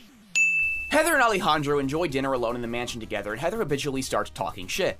Surprisingly, Alejandro just rolls his eyes and hand walks away. Heather freaks out about it in the confessional because she thinks his lack of engagement is a sign of disinterest on his part, which gets her nervous. Like, come on, Al. Toxicity's a two-way street. We both need to be awful to each other. Chop chop. Courtney sulks on the second floor balcony of the mansion and remains unable to explain her funk until she sees a bird that looks like Scott. The Scott bird. It helps her realize she misses him while he's being exiled to Boney Island. Chris gathers the campers for a night challenge, while Chef airdrops Scott from a helicopter. Initially, he looks to be in serious pain, until Courtney expresses concern and he shoots up with enthusiasm. Getting bossed around is the best medicine, I suppose. My only interest in Scott is as an ally. Really. Sure, he's cute, but in a sloppy, rustic sort of way. Like a shack with nice curtains. Or a donkey wearing a wig. I remember as a kid thinking it was a bit weird seeing the Gen 1 and Gen 2 cast members dating each other. It's a little weird. Kind of senior taking freshman to prom energy. If you add up the time that should have canonically passed since the first season where the Gen 1s were all canonically 16, they should be like 19 or 20 by now logically. If it's only been a year since Revenge, the Gen 2 cast should all be 17, or at least Cameron should. That being said, at this point I'm pretty set in stone in my belief that this series has kind of a Simpsons time loop thing going where the characters never age, because they have not done a good job at keeping time thus far. The writers can't even seem to figure out how long Alejandro was in the robot suit. And with Owen looking exactly the same in the reboot, despite it being like 15 or 16 years since Island, I feel pretty vindicated in believing that now. I feel like I might have just rustled some feathers. I know some of you all don't play by the canon total drama timeline. The challenge tonight is simple. It's literally just a race through the forest. That's it. Chris says that it's a nod to the buried treasure challenge from last season, but I have no idea how. I guess there's an element of trying to get to a certain place within a certain amount of time, but at this point, that's like half of all total drama challenges. Compared to the first episode, which was a very obvious throwback to previous challenges in the show's history, this is alarmingly straightforward. It's not the end of the world, but yeah. Mike, why'd you break my glasses? What? I didn't! Who told you that? Zoe made me promise not to say she saw you do it.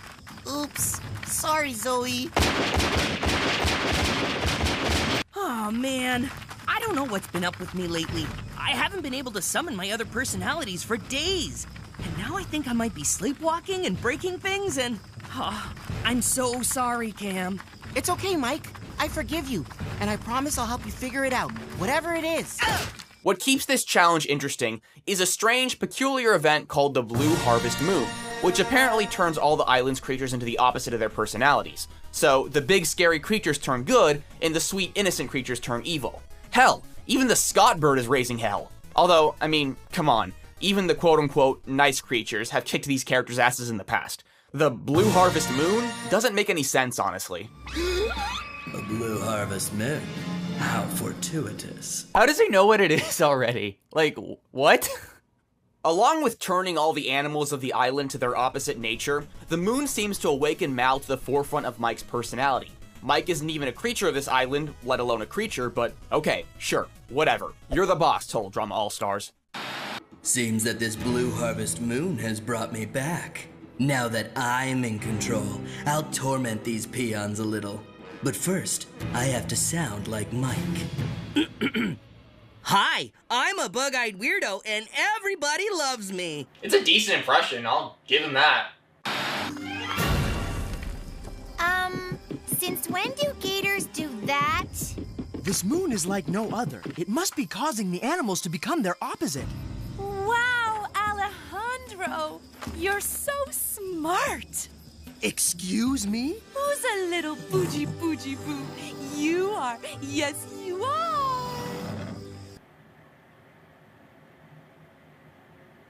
How fortuitous. The chaos brought upon by the animals causes the heroes to lose control, and Mal takes advantage of the confusion by tricking Cameron into ditching the others with him.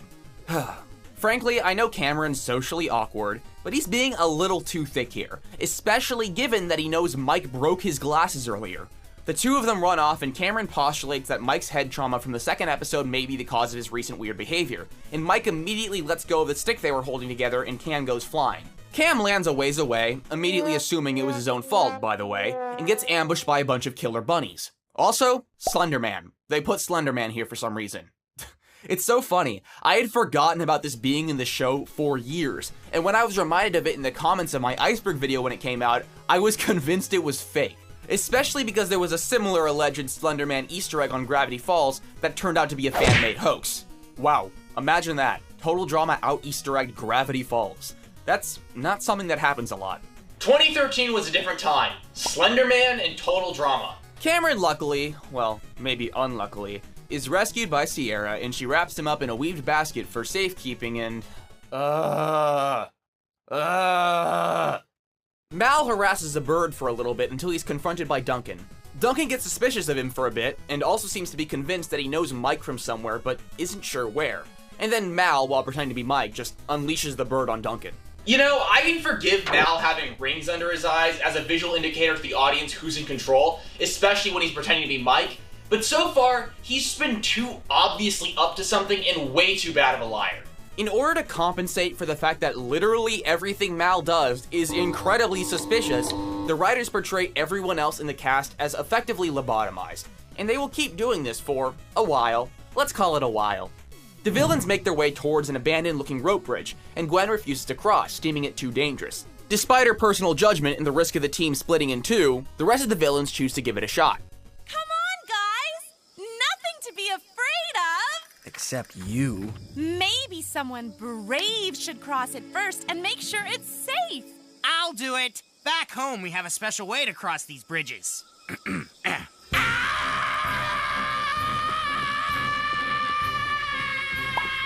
Scott makes it across, but is attacked by a beaver, and the beaver ends up chewing through one of the ropes, and the bridge is left suspended on only one side. Heather, Courtney, and Alejandro inch their way on the rope, and in the process, Heather loses her balance and is captured by Alejandro, proving to her that he actually still cares about her. It was all a ruse.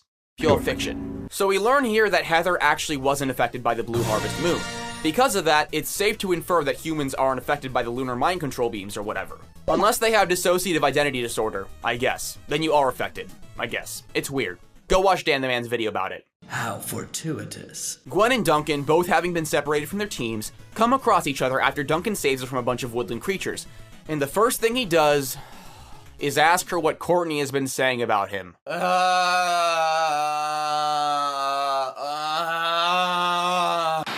Duncan, you know what's most uncool about him? How he's still obsessed with Courtney. That's so uncool, it burns! You'd think I'd be happy that Duncan suddenly seems to care about Courtney again, but I'm not. I just don't get the point of this. Like, yes, Duncan and Courtney, particularly Season 1 Duncan and Courtney, are my favorite ship in the show, and I think they fumbled the whole thing in World Tour, but I saw the vision. Like, despite all the ups and downs, I feel like they were making reasonable enough large-scale decisions when it came to setting up their relationship. Duncan and Gwen had always been chummy, so seeing Duncan develop feelings for her, especially when dating a high-strung narcissist who treated him like garbage, made sense narratively. They kind of overdid Gwen having a thing for him, but it was believable enough. So they got together, and World Tour loved telling us how chill and healthier their relationship was, as opposed to Courtney being a nutcase. Look how mutual their respect is. Look at how childish and psychotic Courtney is. Look at it! Now it's the opposite. Gwen is sick of Duncan, Duncan suddenly cares about Courtney's opinion of him again, and Courtney is, well, bitter, but just not as much. It's almost a complete 180 from what we had at the end of World Tour, and I just don't get why they would do that. It doesn't make sense to me. They built up this important story relationship only to throw it in the trash of the opening episodes of the following season. Sort of like a certain other total drama power couple. To be fair, the Gwen breakup was still written worse, because at least this season has a theoretical buffer time for this relationship where dynamics could have changed, while the time between island and action was 2 days. And those 2 days sent Trent off the deep end. I guess I could buy the built-up friction between the two in theory, but it's quashed a lot by the fact that I don't think the writers' hearts are all in it. Duncan keeps flip-flopping like last episode's pancakes between constantly sacrificing himself for her and then suddenly treating her like a way to make Courtney jealous, and the lack of narrative consistency just makes it frustrating to watch. Anyway, the villains minus Gwen make it first to the finish line but aren't promised the victory until Gwen arrives. Courtney gets angry about it, but her anger is replaced with fear when she gets attacked by a moon-cursed deer. That rhymes. Gwen comes to the rescue just in time though, I don't know from where, given the bridge was cut loose, but whatever, it's a big island.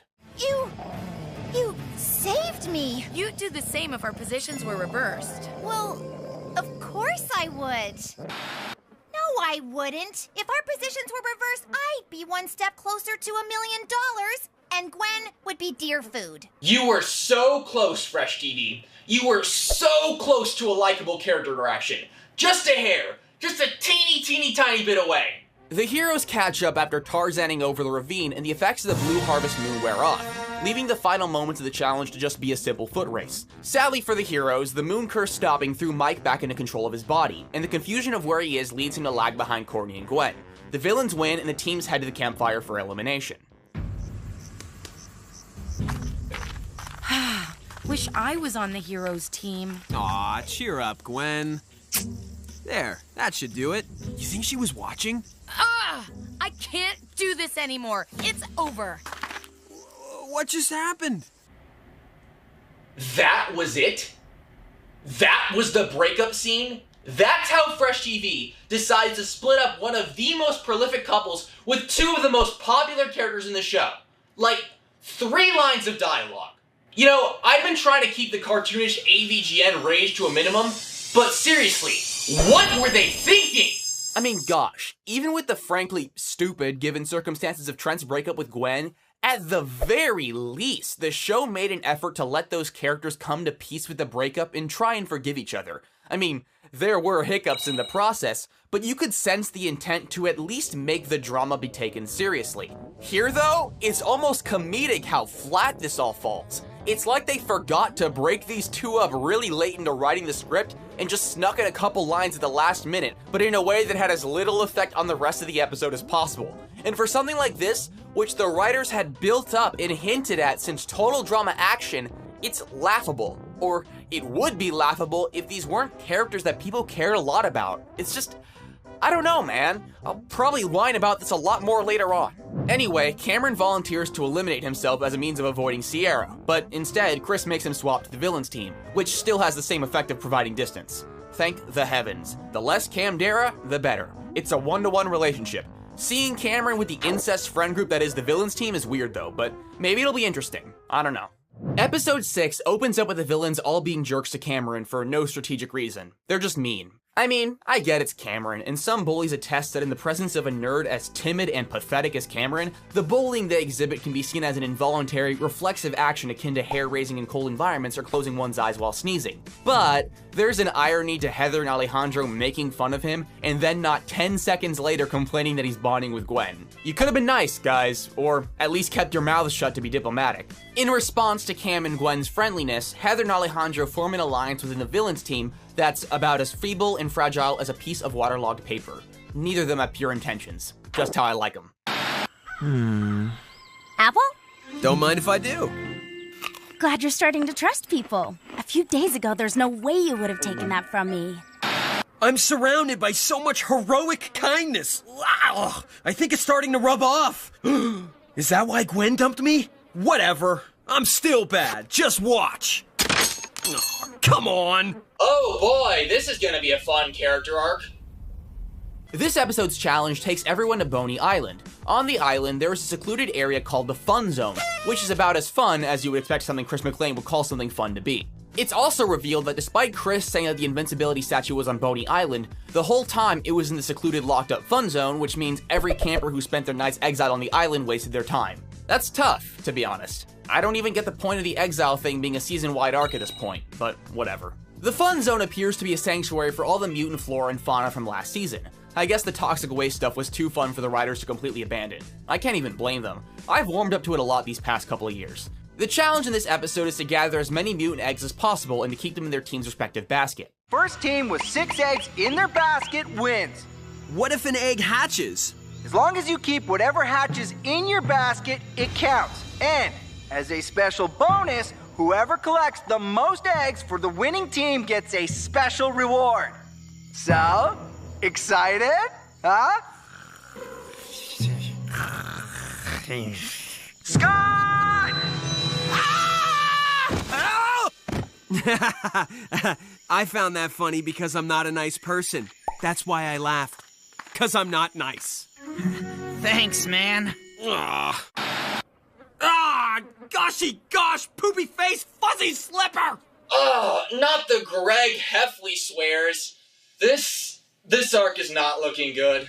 This season is so all or nothing with its characters and their arcs. It seems that whenever they're trying to get a new arc started, they don't really try and weave it in subtly. It's just, okay, Duncan is calling people raspberry plastic tickle bears now. Courtney and Scott are in love now. Boom, next character arc. Admittedly, this is not a problem exclusive to All Stars. It seems to be a consistent habit in these 13-episode seasons, but I've never liked it because it never feels like much ever develops naturally. I don't know. I also just think this Duncan being good arc is way too on the nose for me to find it enjoyable. We should look for eggs together.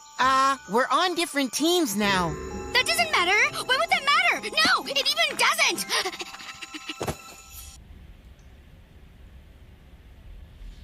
I'm not a fan. This character arc brings me no pleasure.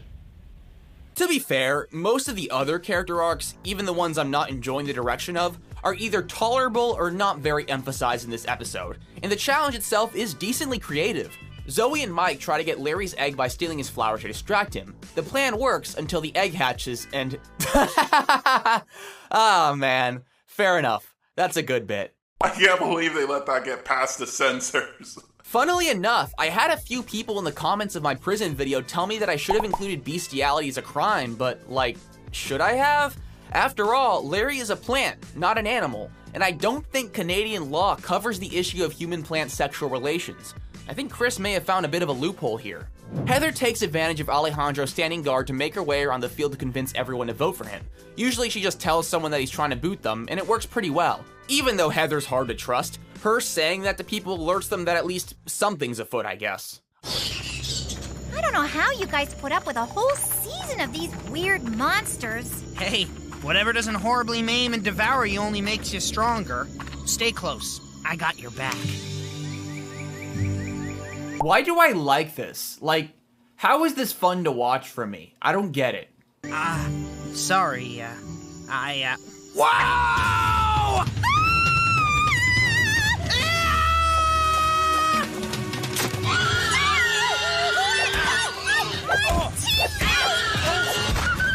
I think what I'm learning today is that it doesn't have to be Duncan.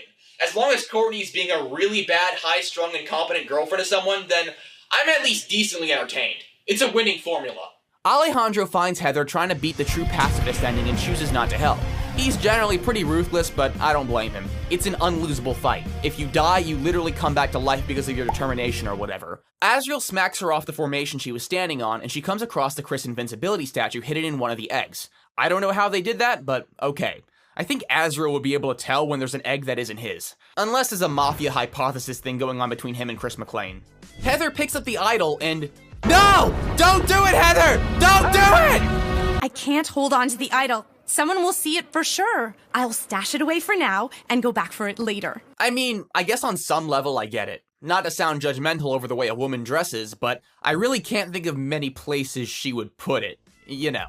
You could argue that cartoon characters often have magic pockets where they can keep large objects, and they totally do, but I'm kinda glad they covered the logistics of how she actually had to hide the statue here. There you are! Find any eggs, partner? Actually, I found the invincibility statue. But don't bother picking my pockets. I've hidden it away. Okay, never mind. Disregard what I said. She's being an idiot. There's literally no benefit whatsoever to gloating, especially when you're right in front of the hidden statue. Come on, Heather. Don't suppose you'll tell me where. Ha! Don't you worry your pretty little head. It's safe. Okay, I won't worry my pretty head. It's an expression, and I didn't mean it. Ooh, wait for me and my pretty head. Zip it! Duncan brings a small egg to the hero's basket and lies about it coming from a giant, scary mutant monster. In order to humiliate him, Chris plays the footage of him stealing it, which was him trying to convince an adorable little three-eyed bird that he only means to borrow it, and the bird starts crying and he starts crying too. This gag is just too camp and one-dimensional for me. Sorry. Especially at this specific point. He literally broke up with Gwen at the end of last episode, and this is what the show's making him do now. Mike and Zoe make their way over to the front with a gigantic nest of eggs that pretty much will seal the entire game for them, while Courtney delivers another egg for the villains. Make that 5-3 for the villain! It's okay, Cody won. It's okay, Cody too. You know, we should only bring back the sane contestants. Even Chris regrets putting her in the season. That's telling. The heroes end up being the first to deliver all the eggs and win the challenge. Before heading back to camp, however, Chris gives the campers a few minutes time to get anything they left on the island. Invincibility statue. Heather goes to retrieve it, but surprise, surprise, it's not there, and naturally she blames Chris. Of course, it has to be Chris. Of course Chris took my invincibility statue. Who else? Who else, Heather? Yeah, it's not like you're part of a competition with 8 others to win $1 million, one of them being the individual you explicitly told about finding the statue, who also happens to be the same person you humiliated 2 seasons ago after pushing him down a volcano. It has to be the host with no prize money incentive whatsoever. Duh! Also, right after Heather's confessional, we see Mike drop a boulder on his head in order to see if that would set his personalities back to normal. It puts Mal in a total control.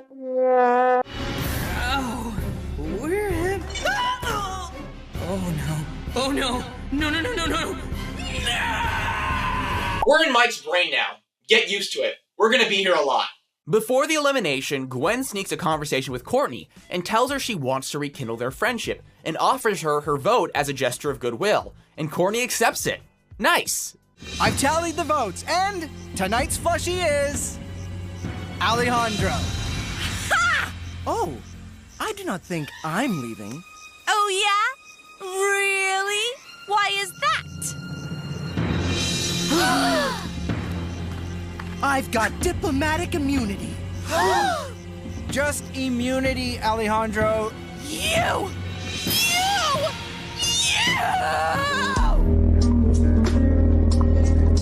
The only vote that wasn't for Alejandro was his vote for Heather, which cements her as tonight's loser. It's an L, but to be honest, she did a good job at pitting everyone against him. He's not acting like he just dodged a bullet, but he did. He really did. Mike, now under the control of Mal, volunteers to go to Boney Island and whistles in the Hall of the Mount King, which finally jogs Duncan's memory about who he is. Oh man, I knew Mike seemed familiar. When I was a lowly punk in juvie, he was running the place. But back then, his name was Mal. And he is bad news. Oh yeah, that Mal guy is so scary. He's breaking people's knives, cell phones, and game guys. Hell, he's even tripping people. He's like a really badly behaved 8-year-old. The 8-year-old comparison actually fits really well, because if you actually try to stick these characters' lives to a cohesive timeline like I did as a kid, Duncan may have been a lowly punk when he was 14 or 15, during which Mal would have had to be like 12. A 12-year-old boy running juvenile hall. That's hardcore. Heather being voted off is a shame, but like Joe, I'm fine with it. She's been such an integral character throughout the show's history that her taking a bit of a backseat here is something I can deal with. I feel like she was sort of nerfed this season, both in terms of how funny and skilled she was, but it could have been a lot worse. I'm fine with her just going spy versus spy with Alejandro for a few episodes, and then heading off relatively early. If there's any way the writers could have incorporated a former fan favorite character in a minor role without being too pivotal, this is more or less the best way to do it. You could argue her handling of the invincibility statue was stupid, and it was, but of all the periods of contrived character stupidity in this season, well, this is not anywhere near as bad as it gets. I can tell you that much. So all in all, I'm okay with this. Also, the fact that Alejandro says that he only wanted to eliminate her to get back at her after season 3, but is otherwise in love with her is, well, that's Switchy Core. It's adorable. So, episode 7. I usually don't cover the recaps in these videos, but I gotta point out how it's interesting that Chris is at Playa de Losers here. It's been a while since we last saw it. You know, I kinda missed it. We had some good episodes there.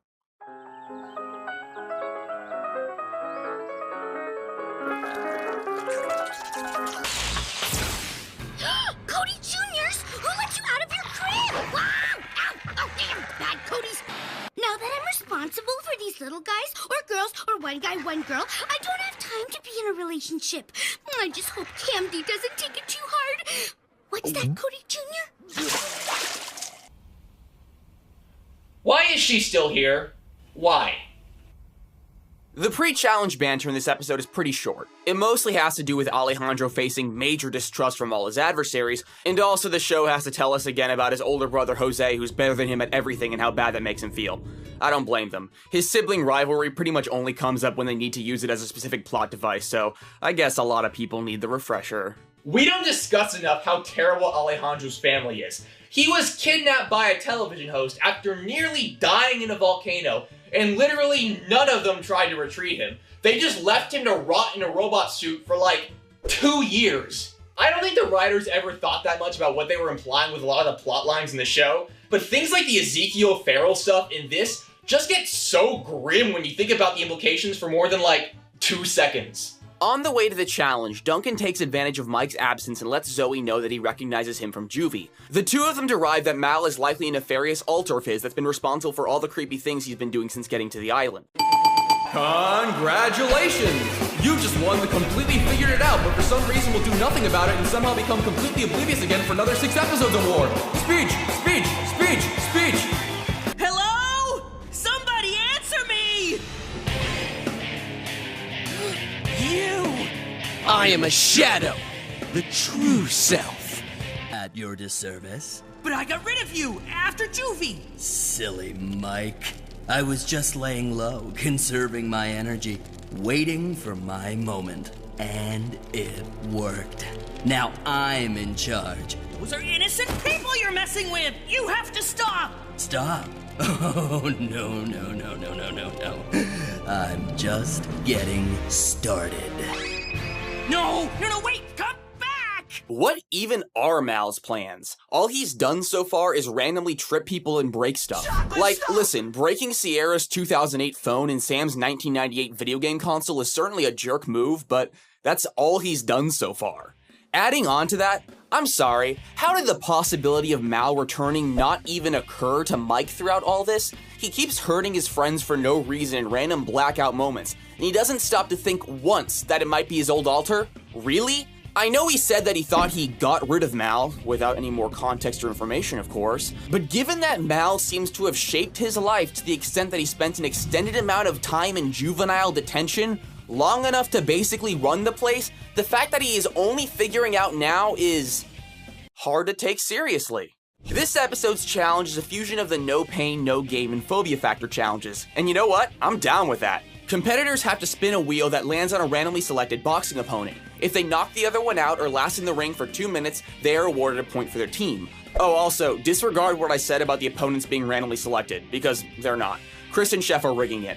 In fairness to the contestants, they actually figure it out pretty quickly. Duncan and Cameron are already super suspicious after the first 2 rounds. That's probably the least oblivious any character is this season. Scott gets his ass kicked by Fang, and Sierra gets her ass kicked by the weird mutant cat dog rat thing's mother. It's not until Alejandro goes up and gets matched up with his brother Jose that things take anything close to a turn. It's a fun setup, especially after Jose was revealed to be such a foil for Al at the end of season 3. Why are they just going with body hits? It's weird. It is the family code, not the face. Never the face. Alright, that's good. I'm being hard on this season, so, you know, I owe it to Fresh TV to at least admit when I'm enjoying something. Your technique is almost as embarrassing as the way your girlfriend with the unattractive personality burned you on national television. That's for calling me Al! That's for always hogging the bathroom mirror! And replacing my soap with a urinal cake? And this is for calling any aspect of Heather unattractive. Heather, I know you're watching. Call me. Aw, that's cute. That's sweet. He really does care about her. I love the idea that the Total Drama producers convinced Jose to come all the way to this island just to fight Alejandro. Either he was given a pretty penny, or he just jumps at the opportunity to humiliate his brother. Either way, it's entertaining. When Mike, now Mal, goes to spin, the suspicion that the challenge is rigged throws the campers into a small uproar, and they convince Chris to let the next round be totally random no matter what. Just watch. It'll be exactly what Mike's afraid of. Or is it what Cameron's afraid of? I thought you were over spiders. That is not a spider. Greetings, spider food.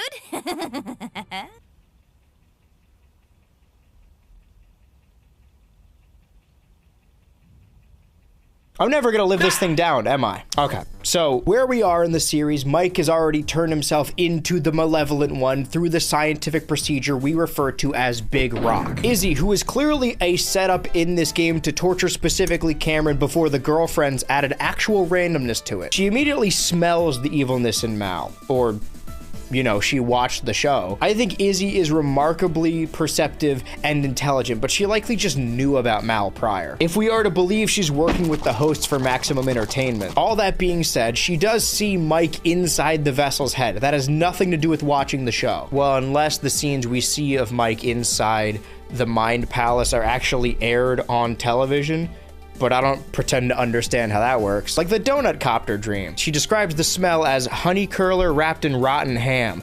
Good on the inside, poison on the outside. Mike and Mal both react to this. Mike begs for help and name drops Mal, to which Izzy hears and repeats out loud. This is how Duncan and Zoe find out for sure that it is Mal. Forget the whistling. The main story of this season would not happen if not for Izzy. Maybe the main story would have been Scott, Courtney, and Gwen instead. That would have been nice. Zoe says in her confessional that she needs to consult the tarot cards again, and Mal says that eyes are the windows to the soul, time to shut them. And by shut that window, he means beat up Izzy. I don't know how that stops Mike from talking, but to each their own. I want to say too, I've implied in the past that Izzy is the strongest physically of the main cast, but I don't think she took a dive here. I think this is a case of a new villain showing their strength over the previous to usher in a new era of maliciousness.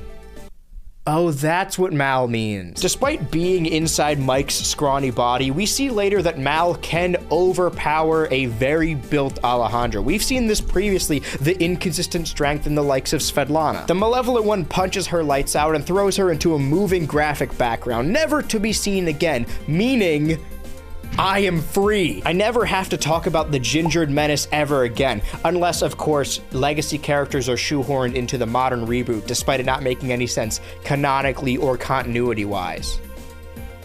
I mean, that'd be ridiculous. If this truly is going to be one of my final appearances in these comprehensive roasts, I would just like to say for Total Drama All-Stars, I think the Alejandra reveal in episode 1 is still really cool. Also, I'm the #1 Scourtney supporter. I think we can all benefit from being bossed around by scary women. Don't put that part in the video, Switchy. Anyway, I need to go back to making not total drama videos because I am the not total drama guy. There are a lot of broad story decisions made in Mal's story arc as a character that I strongly dislike, and even the ramifications of this scene long term have problems, but in this tiny sliver, this quick snapshot, Mal is badass. I'm saying it here and now. Something about Izzy being able to hear Mike's pleas for help is really, really, really interesting to me. I know a lot of people have complaints with the fact that the interior of Mike's head plays such a large role in this season, even though that literally makes no sense that this is supposed to be a fictional reality show shot and produced by a fictional crew, but I can honestly give it a pass. After all, I was down with the Donut Copter dream, and if you're down with a Donut Copter dream, well, you've got to take what comes with the Donut Copter dream. Donut Copter dream. The show basically gave up on trying to treat the logic of what the audience sees as consistent with what is theoretically possible to record on video by, like, the 5th episode ever, so I'm chill with it. At least we got this cool scene out of an otherwise kinda lame character arc. Speaking of lame character arcs, Duncan goes up to the spinner next. Okay then, spin away! Please land on Courtney. Please, I just want to see them interact again. Please, you could even shove a dirty diaper in Duncan's mouth. I don't even care. Just land on Courtney. Aww. So Duncan matches up with the poor bird he stole the egg from last episode and of course refuses to hurt it, and everyone laughs at him for not wanting to hurt a defenseless animal. I guess on some level, I should like this softy arc, because one of the points I made over and over throughout this series is how much I like when Chris shows a bit of humanity that contrasts with his usual stick of excessive sadism and greed. But I also kind of want stuff like this to feel natural. This entire dilemma doesn't feel natural. Duncan secretly luring a new rabbit to be DJ's pet because he has a soft spot for animals felt natural. Very natural, in fact. It's a much more subtle way of demonstrating that he has a rugged exterior but cares about certain things just like we all do. As opposed to him trying to convince everyone he's mean for the sake of being mean, but instead crying and calling people squishy slime sticks. Also, this whole Duncan softy thing isn't even new.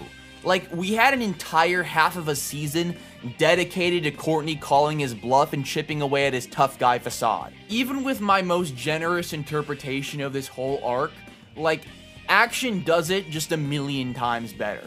The show did a pretty great job at balancing Duncan's personality for 3 straight seasons. Here though, no, it's depressingly lacking in substance. His bad boy anti-hero edge is oversimplified to trying to either be an evil cartoon supervillain or some Pollyanna optimist crybaby who likes everything.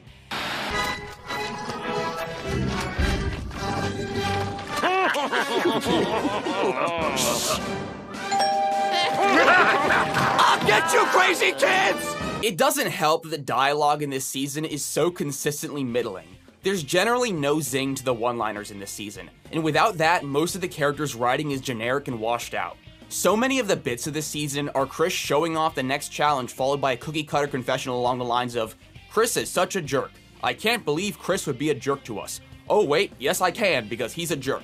Maybe I'd be more partial to this goofy arc if it had more laughs in it, but the humor falls flat for me too much for it to warrant itself. Additionally, as much as I've avoided complaining about what this season could have done, I have to with this. There are so many things I would rather see Duncan be doing right now than cry at the loss of his tough guy exterior while boxing with a mutant bird. He's literally one of the most popular characters in the show, and he just broke up with one of the other most popular characters in the show.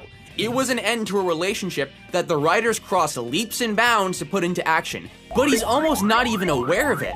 I just think there are some mixed up priorities here. Gwen goes up and the wheel lands on Courtney. What would have happened if Courtney landed on that? Initially, the two of them refuse to fight. After all, they've finally become friendly again, so Chris takes out a bunch of footage of Duncan and Gwen together to rile her up. Interestingly, it includes a bonus clip from season 3 among regular show footage. I'm surprised they would use that. Isn't it awesome? The producers found it on Sierra's Glunkin blog. Courtney, remember, we're past this. We're friends again.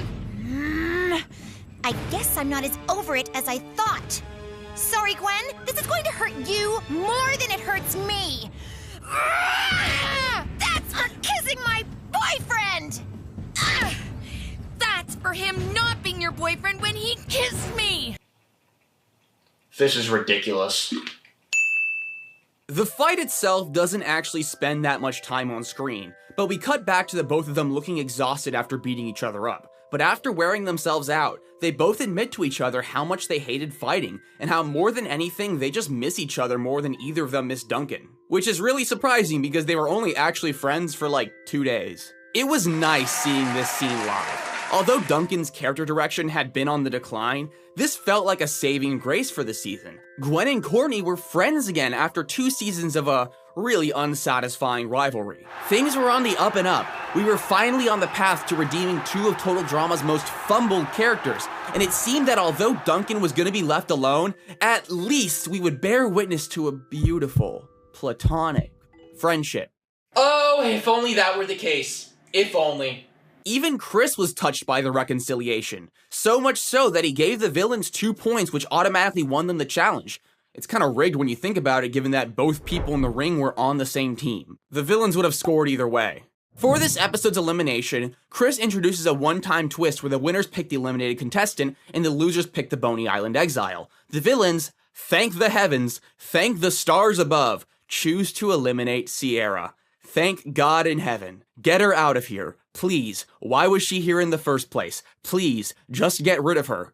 Oh, also the hero sent Alejandra to Boney Island. Oh, double also. In the bonus clip, Sierra gets dumped in Area 51 and chases around a bunch of Cody clones. It's a fun scene and callback to season 3.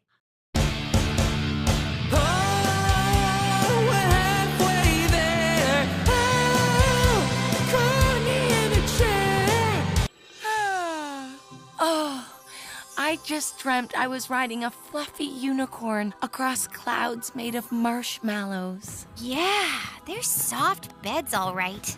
A couple of days ago, I was ready to quit. Now that we're friends again, I never want it to end. I hope we make it to the finale together. What about Scott? He's cool and all, but like you say, you gotta put friends first. If I don't win the $1 million, I hope you do. And I mean it, too. That's really sweet. I'll even allow the unison lines. It's just nice to see them being friends together. Something I feel like the Total Drama writers seem to have forgotten is that we like seeing characters get along. Like, it doesn't have to be My Little Pony, but it's enjoyable seeing things go well. There are constant lines from Chris in this season about how the show gets more ratings when the characters face more physical and emotional pain, but I seriously call BS on that, at least regarding the real-life audience. I've never been psyched to see all the slapstick and character derailments. I mean, it can be funny, and the show benefits from its conflicts and rivalries, but having genuine friendships and affinities helps too. It turns out fans actually like these characters and enjoy when things go well for them. Hell, even Scott wants to hear what's going on between them. The people want Gwen and Courtney to be together as friends. At least that, I think. If there's one decent thing to come out of Duncan's softie arc, it's the couple of scenes at the beginning of this episode where Duncan tries and fails to repeatedly cause trouble. Aw, what a cute bunny! Ah, don't call me that! I was talking about your painting. Huh? It's not a bunny, it's emotional graffiti! He also tries to steal Chef's Jeep and drive it into the lake, but ends up having to fix it to get it going and accidentally gets everyone to think he's a chill, cool guy for doing so. The scene's funny enough, and it's one of the few things I found enjoyable about Duncan's softie character arc. I owe it to you all to let you know when they do something right.